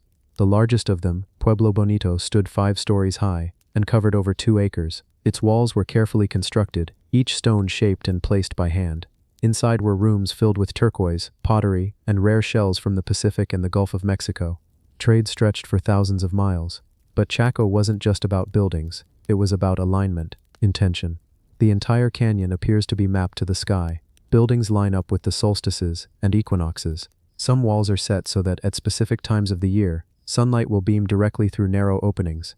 The great kivas, circular ceremonial structures sunken into the earth, are aligned to lunar cycles, some of which repeat only every 18.6 years. The people who built this didn't just live with the sky, they studied it, they worshipped with it, they embedded it into their architecture. One of the most mysterious alignments is found in a remote corner of the canyon. At Fachada Butte, a narrow path winds up to a small platform. There, on the cliff face, 3 sandstone slabs are positioned in just such a way that they cast shifting shadows over a spiral petroglyph carved into the rock. On the summer solstice, a single shaft of light, known as the sun dagger, pierces the center of the spiral. On the winter solstice, 2 shafts frame it. It's like a prehistoric clock, a solar calendar carved into stone. But this calendar, this symbol of celestial awareness, wasn't placed randomly. It reflects a culture deeply tuned to the rhythms of the universe. And yet the biggest mystery remains: why here? Chaco Canyon is not an easy place to live. The climate is harsh. Rainfall is scarce. The land can barely support agriculture. So why build something so complex in such an unforgiving place? Some believe Chaco wasn't meant to be lived in year-round. Instead, it may have been a spiritual center, a place people journeyed to during certain times of the year to celebrate, observe the skies, and take part in shared rituals. Evidence supports this idea. Roads from Chaco stretch across the desert like spokes of a wheel. Some go out more than 100 miles in a straight line. They connect to distant outposts, smaller great houses, built in the same style, as if part of a vast network. The roads are wide, some as much as 30 feet across, and they're straight, impossibly straight. They go over hills instead of around them. Some lead to places with no known settlement, only markers, like shrines or cairns. What kind of culture invests so much effort into roads that serve no practical purpose? Unless those roads were not just for trade or travel, but pilgrimage. As the sun sets in Chaco Canyon, the shadows stretch across the ruins. The walls glow golden, the silence deepens. It's easy to imagine figures walking those roads, guided by starlight, heading towards something sacred. But even now, after decades of excavation and study, Chaco keeps its secrets. We don't know what language the Chacoans spoke. We have no written records. We only have the stone, and in the stone, patterns, geometry, harmony, hidden knowledge. Some researchers believe the Chacoans possessed a kind of mathematical understanding far ahead of their time. The great houses are often aligned to the cardinal directions. Their measurements are consistent, their layouts planned. Some buildings seem to reflect the golden ratio. Others mirror lunar and solar cycles with eerie precision. It's as if science, spirituality, and architecture were one and the same. Archaeologists have found hundreds of rooms sealed off for unknown reasons. Some contain elaborate offerings. Others are empty, their purpose unclear. And then there are the bones. Burials found beneath Pueblo Bonito show something unexpected. Some individuals were buried with extraordinary wealth, turquoise jewelry, macaw feathers, and sacred pottery, while others were not. These elite burials suggest a hierarchy. But the mystery deepens.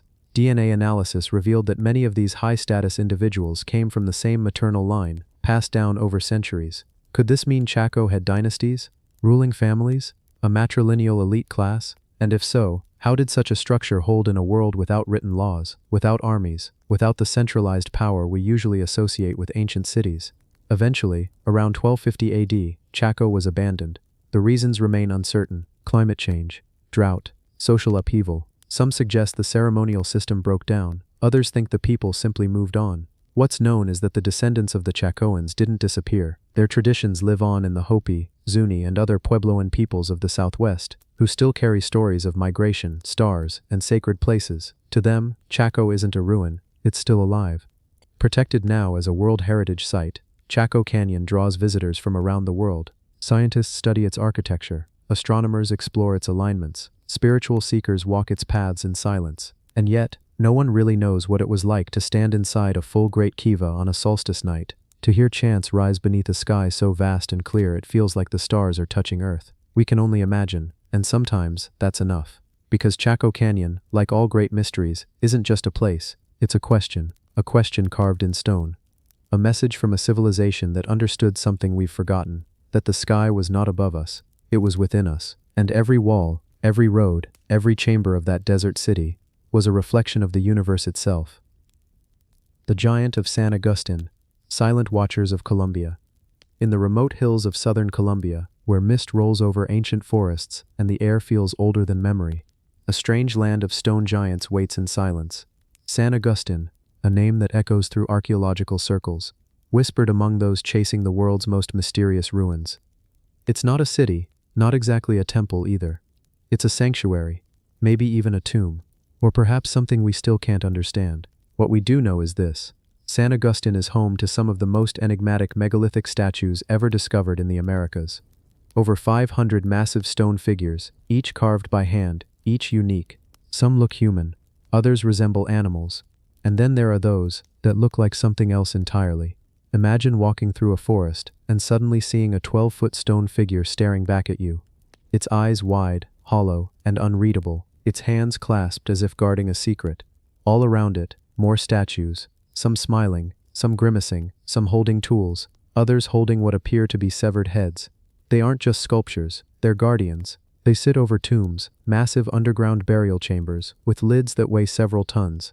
Whoever these people were, they had a deep obsession with the afterlife. But here's where things get strange. We don't know who made them, we don't know their language, we don't know their rituals, and despite all the research, no written record exists. Archaeologists have tried to piece it together. They've dug through layers of history, pottery, jewelry, bones. They estimate the culture existed between 1000 BCE and 900 CE, but the statues might be even older, much older. There are hints, symbols that repeat, spiral patterns, stylized jaguars, birdmen, figures with two faces, one smiles, one screams. Were they gods, shamans, aliens, giants? And then there are the measurements. Some of the stone figures weigh up to 30 tons. The rock used? Not local. It had to be hauled across rivers and valleys. With what tools? We still don't know. There's no sign of metal chisels, no evidence of wheels, just raw strength and something else. Something we can't quite name.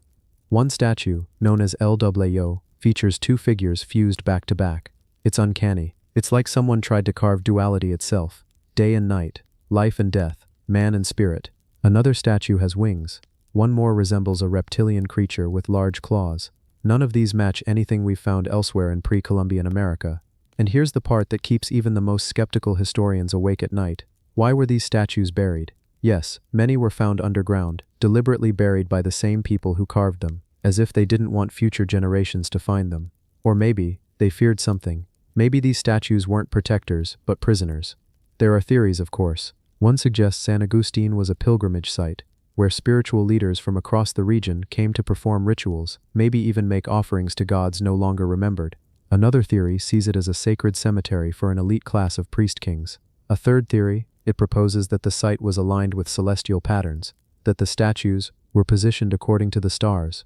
But alignments can be tricky, and time can distort meaning. When the Spanish arrived in the 1500s, they found the region already abandoned. The people who carved the giants had vanished centuries earlier. No war, no natural disaster, they just disappeared. And their statues stayed behind, staring, waiting. Even now, you can walk among them. The air is still, the jungle, thick. Sometimes the moss covers their eyes. Other times, a sudden breeze feels like a whisper. Visitors have reported odd sensations, a sense of being watched, dreams after visiting the site. Some say the statues change when you're not looking, just slightly. A head turns, an expression shifts. A trick of the light, or something older, trying to remember itself. Some have noticed patterns among the graves. Certain stones line up perfectly on solstice days. Others point towards sacred rivers, as if marking a path, not just in life, but after death. A map, perhaps. One carving shows a figure holding a bowl, and inside it, a spiral. Over and over, the spiral returns. It's an ancient symbol: life, time, infinity, or maybe a warning. A message left behind by a civilization that could move mountains, but didn't leave behind a single word. And as you listen to this, you might start to imagine yourself there, standing before one of those giants, feeling its cold, weather-worn surface, staring into eyes that haven't blinked in thousands of years. You feel small, not just physically, but cosmically, like you've stepped into someone else's dream, a dream that never ended. San Agustin is more than a ruin. It's a question carved in stone, a puzzle without a key, a place where the line between myth and memory disappears into the mist.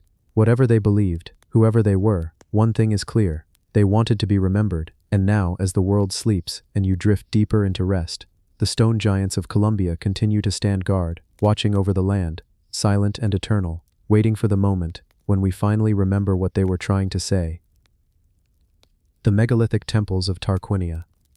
In the soft rolling hills of central Italy, not far from where the Mediterranean breeze reaches the land, lies a place most travelers pass without ever knowing what sleeps beneath their feet. The modern town is called Tarquinia, but long before this name, long before the Roman Empire, there was a culture here, powerful, mysterious, and deeply spiritual, and they left behind temples of the dead. But these were not cold crypts, not forgotten ruins. They were homes carved from the earth, painted with color, filled with music and myth, and as the centuries passed, they were buried, not just by dirt and stone, but by time itself. Today, archaeologists call it the Monterosi Necropolis, a burial ground with over 6,000 tombs, many of them dug straight into soft volcanic rock. But some of them, maybe 200, hide something rare. Inside their chambers, protected from wind and light, are murals, frescoes, stories, still alive after more than 2,500 years. Let's walk slowly through it now. You're not alone. The wind is soft, and the sun is warm on your back. You step down a narrow stone corridor, carved carefully into the slope. The deeper you go, the cooler the air becomes. A door appears, not made of wood or metal, but of rock. And beyond it, another world. You enter a room no larger than a modern bedroom, but its walls are covered, every inch. Dancers, athletes, banquets, musicians playing flutes and lyres, men reclining on couches, women seated beside them as equals. No fear, no pain, just motion. Celebration. This is the world of the Etruscans, a civilization older than Rome, more mysterious than Greece. Their language, still not fully understood. Their origin, debated. But here in Tarquinia, their vision is preserved, not in writing, but in art. In the tomb of the leopards, two spotted felines perch above a vibrant feast. They're not hunting, they're watching. Below them, a joyful banquet unfolds. Figures raise cups in toasts. Food is passed. Songs are played. You can almost hear the music. You can almost feel the warmth of that long-forgotten gathering. And that's what makes Tarquinia so haunting. These tombs don't mourn the dead. They celebrate life. They suggest that the Etruscans saw death, not as an end, but a transition, a passing into another kind of home. Some tombs have ceilings painted to resemble wood beams, mimicking the homes of the living. Others feature shields and helmets, others simple flowers. In the tomb of the hunting and fishing, a man casts a net into the sea, another leaps from a rock into water. Birds fly overhead. It's tranquil, peaceful. You get the sense that the Etruscans believed, whatever lies beyond this life, it's not a place of darkness, it's a place of freedom. But how did they build this? Why so many, and why here? Tarquinia was one of the great Etruscan city-states, powerful in trade and culture. But these tombs suggest something more, a society obsessed with memory. They didn't just bury their dead, they prepared them, dressed them, surrounded them with symbols, animals, gods, and guides. They didn't want their ancestors forgotten, they wanted them to be comfortable. Every tomb was different. Some were grand, others simple. Some featured mythological scenes, others, everyday life. In one, dancers sway in loose rhythm. In another, a dark-skinned figure guards the door, possibly Charun, the Etruscan spirit of death, not a monster but a guide. It's important to remember, all of this predates Rome. When the Romans came, they absorbed what they could, but they also erased much. The Etruscans eventually vanished from history, folded into the Roman story. Their language was lost, their customs buried. Only these tombs remain as whispers of who they were, what they believed, how they loved, how they passed from one world into the next. Some say these tombs are the closest we'll ever get to seeing how pre-Roman Italy truly lived. Others believe there's still more to find, tombs still sealed, buried beneath layers of earth and olive roots. But even among the tombs we've opened, new mysteries rise. Why do some tombs feature Greek-style art, while others are uniquely Etruscan? Were they copying, collaborating, or did they share ideas across seas? And why so much emphasis on equality between men and women? Unlike other ancient cultures, Etruscan art often shows women sitting beside men, reclining at feasts, named in inscriptions.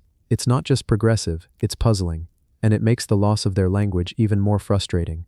So many questions remain unanswered. The names of gods, the meanings of gestures, the reasons behind certain rituals, all locked in a script we can only partly read. But the paintings, they speak for themselves. They don't need translation. They show joy, movement, memory, and perhaps that's enough.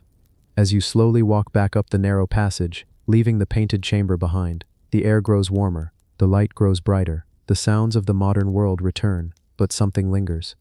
You carry the image of dancers frozen in motion, of a banquet that never ends, of a people who didn't fear death because they prepared for it like a homecoming. Tarquinia isn't just a site, it's a reminder that long before Rome and empire, long before cathedrals and calendars, there was a culture here that saw beauty in the unknown, that honored its dead with art, laughter, and color. And even now, centuries later, those memories are waiting for us, patiently, in the quiet, beneath the earth, still watching, still remembering. The megalithic tombs of Lochmareacher. Hidden along the quiet coastline of Brittany and northwestern France lies a cluster of stones so massive, so impossibly old, that they seem to belong to another world entirely. This place is known as Lochmareacher. At first glance it might look like a serene field, dotted with weathered stones and crumbled remains.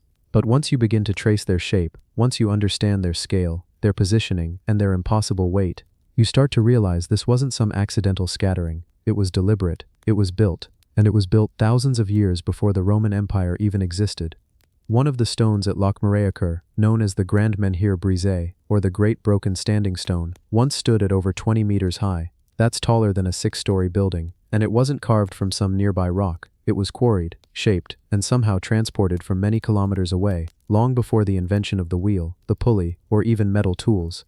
Now shattered into 4 enormous pieces, it lies broken across the earth, as if something colossal once knocked it down. What kind of people could have built something so massive, and why? Archaeologists estimate that the Grand Menhir was erected around 4500 BCE, making it over 6500 years old. That places it among the oldest man-made monuments on Earth, older than Stonehenge, older than the Great Pyramids of Giza. And it wasn't alone. The Grand Menhir was once part of a wider ceremonial complex that included passage graves, tumuli, dolmens, and other megalithic structures, all arranged with baffling precision. Just meters away stands the Table des Marchands, the merchant's table, a stone burial chamber formed with towering upright slabs and a massive stone roof. Step inside, and you'll see carvings etched along the inner walls. Strange horned creatures, axes, sun-like symbols. No one knows exactly what they represent. Were they gods? Ritual tools? Something entirely different? Even more curious is the alignment of the stones. Some researchers believe the builders of Lochmareacher had a deep understanding of astronomy. The Grand Menhir and the Table des Marchands, when standing, might have been aligned with the moon's complex 18.6-year cycle, something modern scientists only confirmed with advanced measurements. Yet somehow, this ancient culture may have known it already, building entire stone complexes to mark its phases. But who were these people? We call them the Neolithic builders, farmers, and early settlers, who lived in wooden homes, hunted with flint tools, and wore woven garments. But if they truly were so primitive, how did they move a 300-ton slab of granite across open terrain, then raise it vertically into the sky without cranes or metal supports? Just for comparison, the heaviest stone in Egypt's Great Pyramid weighs about 80 tons. The Grand Menhir was nearly 4 times that size. And it gets stranger. The Grand Menhir is made of a single solid piece of granite, but the region itself doesn't have granite. It was transported, somehow, from over 10 kilometers away. There are no traces of sleds or scaffolding, no roads, no marks in the terrain showing how such a thing could have been done. Some theories suggest they used teams of hundreds, maybe thousands of people dragging the stone with ropes, logs, and sheer muscle. Others argue that they had forgotten techniques we no longer understand, methods that may have involved sound resonance, wet clay lubrication, or advanced geometry. These aren't fringe theories. Even respected archaeologists admit, we don't know how it was done. As the centuries passed, many of these structures fell. The Grand Menhir likely toppled around 4000 BCE. Some believe it was an earthquake. Others think it may have been deliberately destroyed, perhaps during a shift in religious belief or societal collapse. Whatever the reason, its fall marked the end of a mysterious chapter in Europe's prehistory. Even in its broken state, the stone is a marvel. Standing beside its shattered pieces, it's hard not to feel small. It's hard not to wonder what message the builders hoped to send across time. Was it a monument to their dead? A calendar for their crops? A beacon to someone beyond? Today, the site remains eerily quiet. Birds fly overhead. Wild grass sways around the base of the stones. Tourists walk carefully along the marked paths, often silent, as if speaking too loudly would disturb something sacred. And maybe that feeling is correct. Because standing among these megaliths, you realize you're not just looking at history. You're standing inside a puzzle, older than writing, older than kings, older than myth. The stones of Lochmareacher do not shout their secrets. They whisper them like wind across a field. Fragments of knowledge lost in time, etched into granite, meant for those who would one day return to listen. And so we stand, quiet, listening, wondering who they were, how they built, and why they left behind these sleeping giants of stone. The giant of Borobudur Buddha statues, Indonesia. It stands in the heart of Java, quiet, ancient, and still. A monument so massive and intricately built, its very presence makes you feel small, not just in size, but in time. This is Borobudur, a temple unlike any other, carved from volcanic stone, rising from the green hills like a sacred mountain. The giant of Borobudur is more than a structure.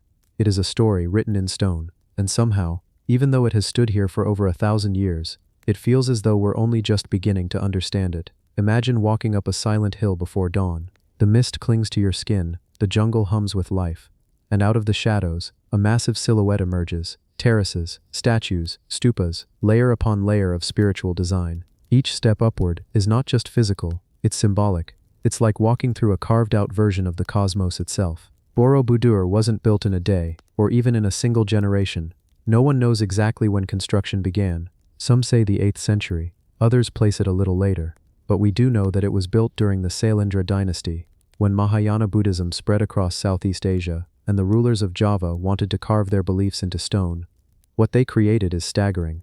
Over 500 Buddha statues, more than 2,600 intricate relief panels, a series of 9 stacked platforms that rise like steps toward enlightenment, and at the very top, a great central stupa, massive and hollow, like a celestial crown. From above, the whole monument forms a mandala, a spiritual diagram of the universe. But what's strange is, Borobudur wasn't just a temple. It wasn't a place for crowds, festivals, or offerings. It was designed for movement, for quiet, meditative walking. As you ascend, you're meant to follow the reliefs, to watch stories unfold on the walls, stories of Buddha's life, of morality, of temptation, of awakening. It's as if the entire complex is a book, a spiritual guide made of stone, and the deeper you go, the more it reveals. The lowest levels show our earthly desires. The carvings here are full of life, battles, markets, music, and passion. But as you climb higher, the carvings shift. They become simpler. The noise of the world fades. By the time you reach the top, the reliefs vanish altogether. All that's left is silence, space, open sky. Some believe that's the whole point, that Borobudur wasn't just a place to learn about enlightenment, it was a physical journey toward it, a path you walk with your body and feel with your soul. But here's where things get even stranger. No one knows why it was abandoned. By the 14th century, Borobudur was gone, swallowed by jungle, forgotten by history. For centuries, no one spoke of it.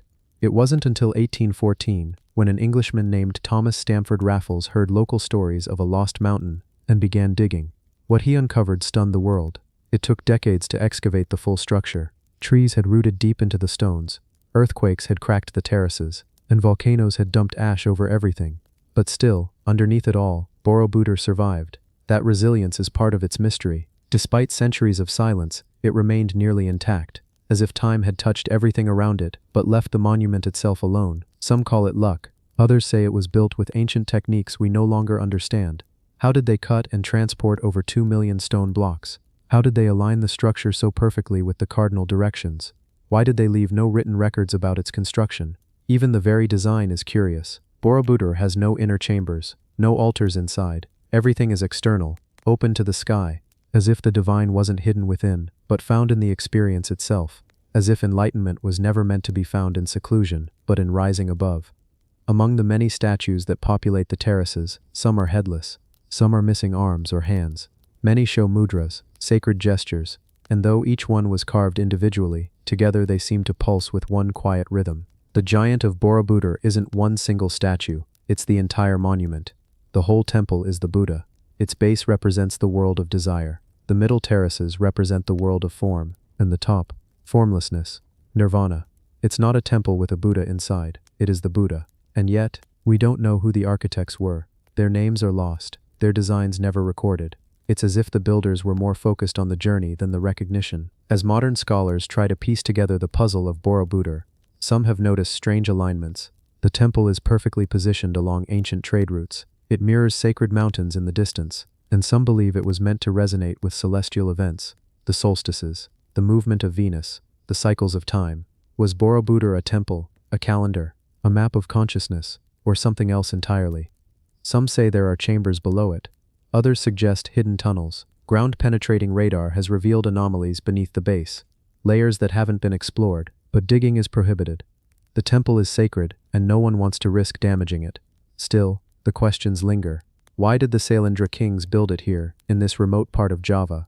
What knowledge did they possess about the stars, the earth, the soul? And most of all, why did it fade from memory so easily? Today, Borobudur stands again, not forgotten, not buried, but quiet. At sunrise, visitors walk its stone paths in silence. They move from level to level, just as the ancient monks once did. And somewhere along the way, between the shadows and the carvings, they feel something. A presence, a pulse, as if the stones remember. As if the giant of Borobudur is still breathing, still guiding those who climb its steps in search of something greater. Not just history, but awakening. Mount Nemrut, thrones of the forgotten gods. High in the mountains of southeastern Turkey, more than 7,000 feet above sea level, sits a place that feels like it shouldn't exist. The wind is dry. The landscape is rocky, barren, silent. And then, suddenly, there they are. Scattered across the mountain's summit, massive stone heads stare out into the emptiness, detached from the bodies they once belonged to. Bodies that now sit lower on the slopes, still seated on stone thrones. These are the gods of Mount Nemrut. But who put them here? And more importantly, why?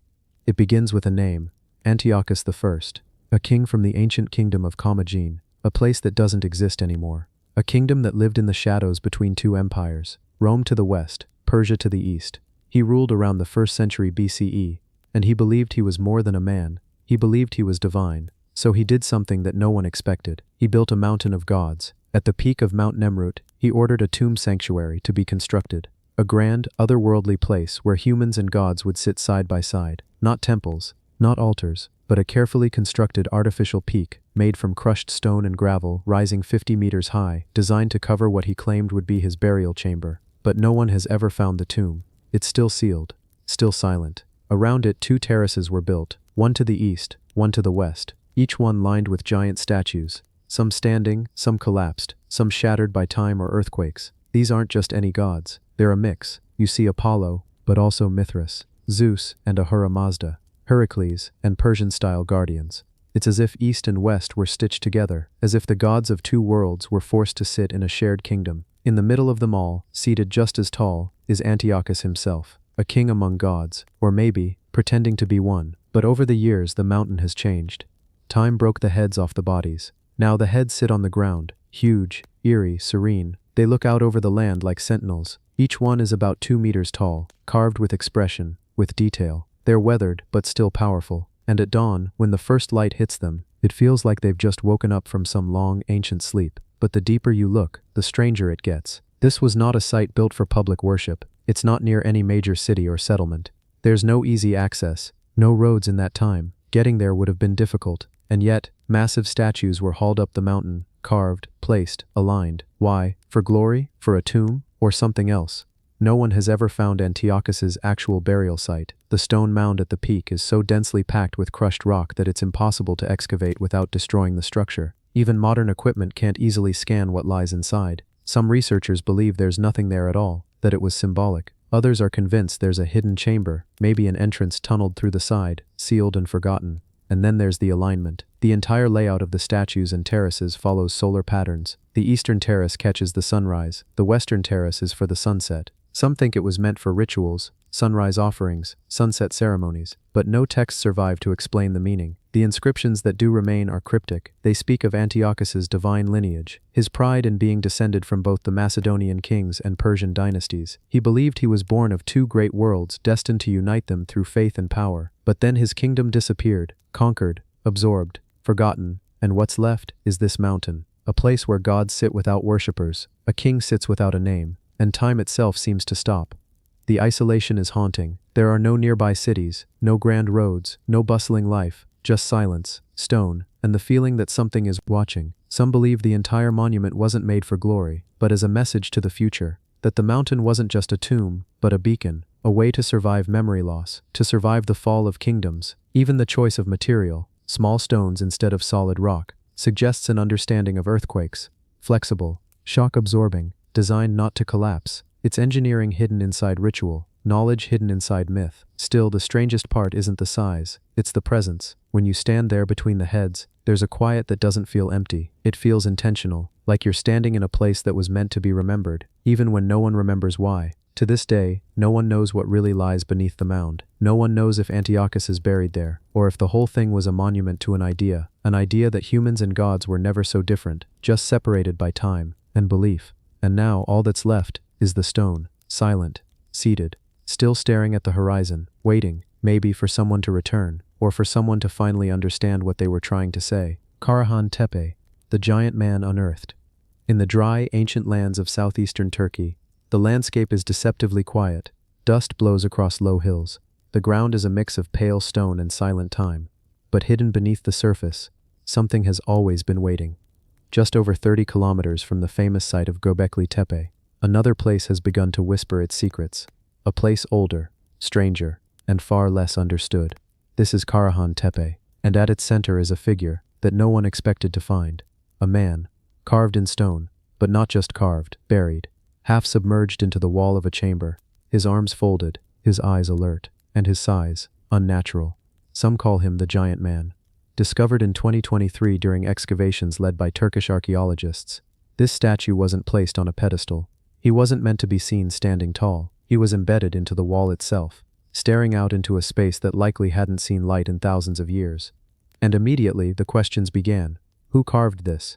Why did they place it here? Hidden, secret, sealed.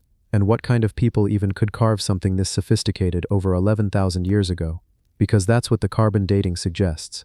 Karahan Tepe, like Göbekli Tepe, may go back to the 10th millennium BCE. That's before writing, before wheels, before metal tools, before what we call civilization. And yet, here is a figure smooth and detailed, human in form, but unnerving in presence. His ribs are visible, his arms stretch down and around a large phallic pillar. His expression is neutral but alert, and he isn't alone. This chamber where he was found is filled with carved pillars, some shaped like humans, others marked with symbols, snakes, animals, abstract designs that no one can yet decode.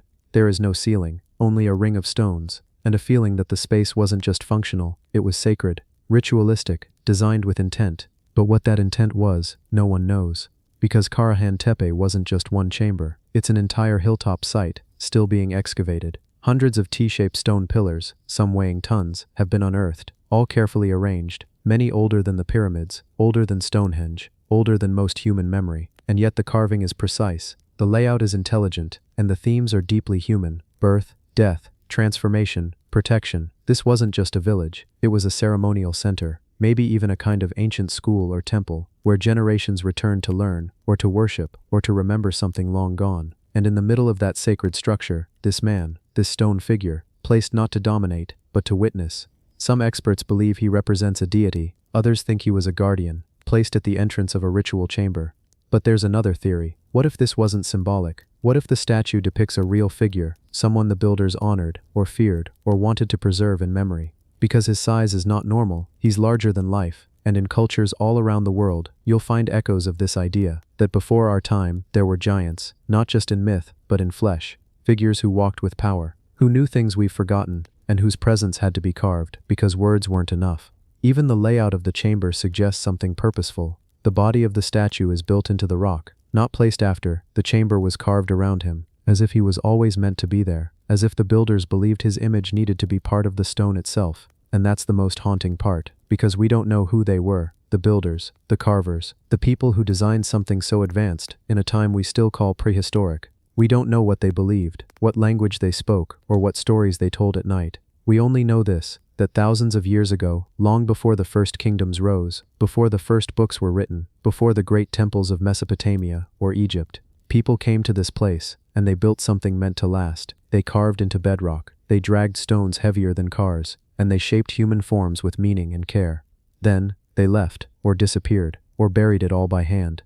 Because just like Göbekli Tepe, Karahan Tepe was intentionally sealed, covered with earth, preserved. Why? To protect it? To hide it? Or to make sure the future wouldn't forget? And now, we stand in that future. We look into the face of the giant man, and he looks back, unblinking, unchanged, waiting. He doesn't speak, but he says something all the same, that there were people here long before we imagined, that they were not simple, not primitive, and not forgotten, just quiet. Until now. The giant of Hampi's Narasimha.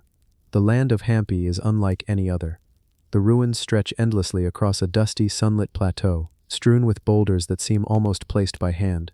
This ancient city, once the heart of the Vijayanagara Empire, whispers stories through crumbling temples, silent mandapas, and long-forgotten market streets. But among all these remnants, one figure rises taller, mightier, and more mysterious than the rest. A colossal guardian carved in stone, the monolithic statue of Narasimha. This is no ordinary sculpture. Towering at over 6.7 meters, the figure sits cross-legged, with bulging eyes, a roaring mouth, and limbs that pulse with a sense of restrained ferocity. It's half man, half lion. Narasimha, the fourth avatar of Vishnu, frozen in the act of divine wrath. His expression is intense, even unsettling, yet deeply still. There's a paradox here.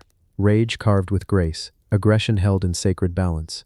The statue dates back to 1528 AD, during the reign of Krishna Devaraya, one of the most powerful kings of South India. And yet, when you stand before it, there's a strange feeling that it is much, much older. Weathered by time, scarred by invaders, and partially damaged, it now sits exposed under the open sky, headless from what was once a towering structure around it. A canopy, a sanctum, a place of awe. It was once housed in a small temple structure, and beside it stood the figure of Lakshmi, the consort of Narasimha, resting peacefully on his lap. But now, only he remains. Massive, silent, watching. The locals call it Ugra Narasimha, the fierce Narasimha. It's said that he was sculpted to show the moment when Narasimha tears through the demon king Hiranyakashipu, not out of rage, but to restore cosmic order. According to ancient mythology, the demon could not be killed by man or beast, inside or outside, during day or night, on earth or in the sky. So Vishnu took the form of Narasimha, neither man nor beast, and killed the demon at twilight, on a threshold, placing him on his lap. What's strange is how the statue seems to embody all of that paradox. It isn't just religious symbolism, it feels like a puzzle carved into stone. Its symmetry is slightly off, its details asymmetrical, almost intentionally so, as if the sculptor wanted to encode deeper meanings beyond what meets the eye. The eyes, especially, are hard to ignore. They don't simply look forward, they seem to look through you. They hold something ancient, something unspoken. For centuries they've watched the sun rise and set over Hampi's granite landscape. They've weathered the fall of empires, the silence of abandonment, and the footsteps of travelers from distant lands. Many archaeologists have tried to determine whether the statue was part of a much larger ritual site. Some believe the entire area around it was once aligned with specific solar events. Others think it may have functioned as a protective deity for the surrounding region, a kind of spiritual guardian. But here's where it becomes more mysterious. The foundation beneath the statue is larger than necessary for a single figure. Excavations nearby revealed fragments of forgotten platforms, possible water channels, and foundation outlines that don't match the current visible structures. Some researchers believe Narasimha might have once stood at the center of a larger ceremonial platform, now lost or buried beneath layers of time and ruin. And there's more. Some satellite scans taken recently hint at strange alignments among temples, boulders, and shrines across Hampi's landscape, alignments that suggest a form of sacred geometry, as if the entire city had been designed to echo mythological patterns. Was the Narasimha statue placed with such precision for a reason? Did its eyes face a particular star, or its body align with solar rhythms? There are no definite answers, and that's exactly what draws people in. At night, under moonlight, the statue looks completely different. It no longer appears fierce, it appears eternal. The lion features soften in shadow, and you feel as though the figure is no longer roaring, but meditating, guarding not just the ruins, but the silence, the stillness of a past that refuses to fade. Visitors often describe the moment of standing before Narasimha as unsettling in a strangely beautiful way. You feel small, but also safe. Like the statue is more than a monument, more than art. It's a presence. The air around it is still. No wind seems to touch its stone frame. You can almost imagine the hum of ancient chants, the flicker of oil lamps, and the smell of incense that once hung in the air. And even though centuries have passed, the story it tells hasn't aged.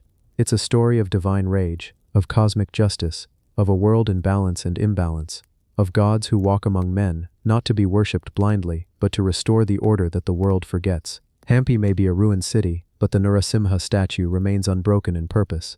It is both past and present, myth and reality, a monument and a mystery. So the next time you see a photograph of it, or if you ever get the chance to stand before it in person, look closely. You may see more than a stone figure. You might see an echo, a guardian, a giant that never truly sleeps.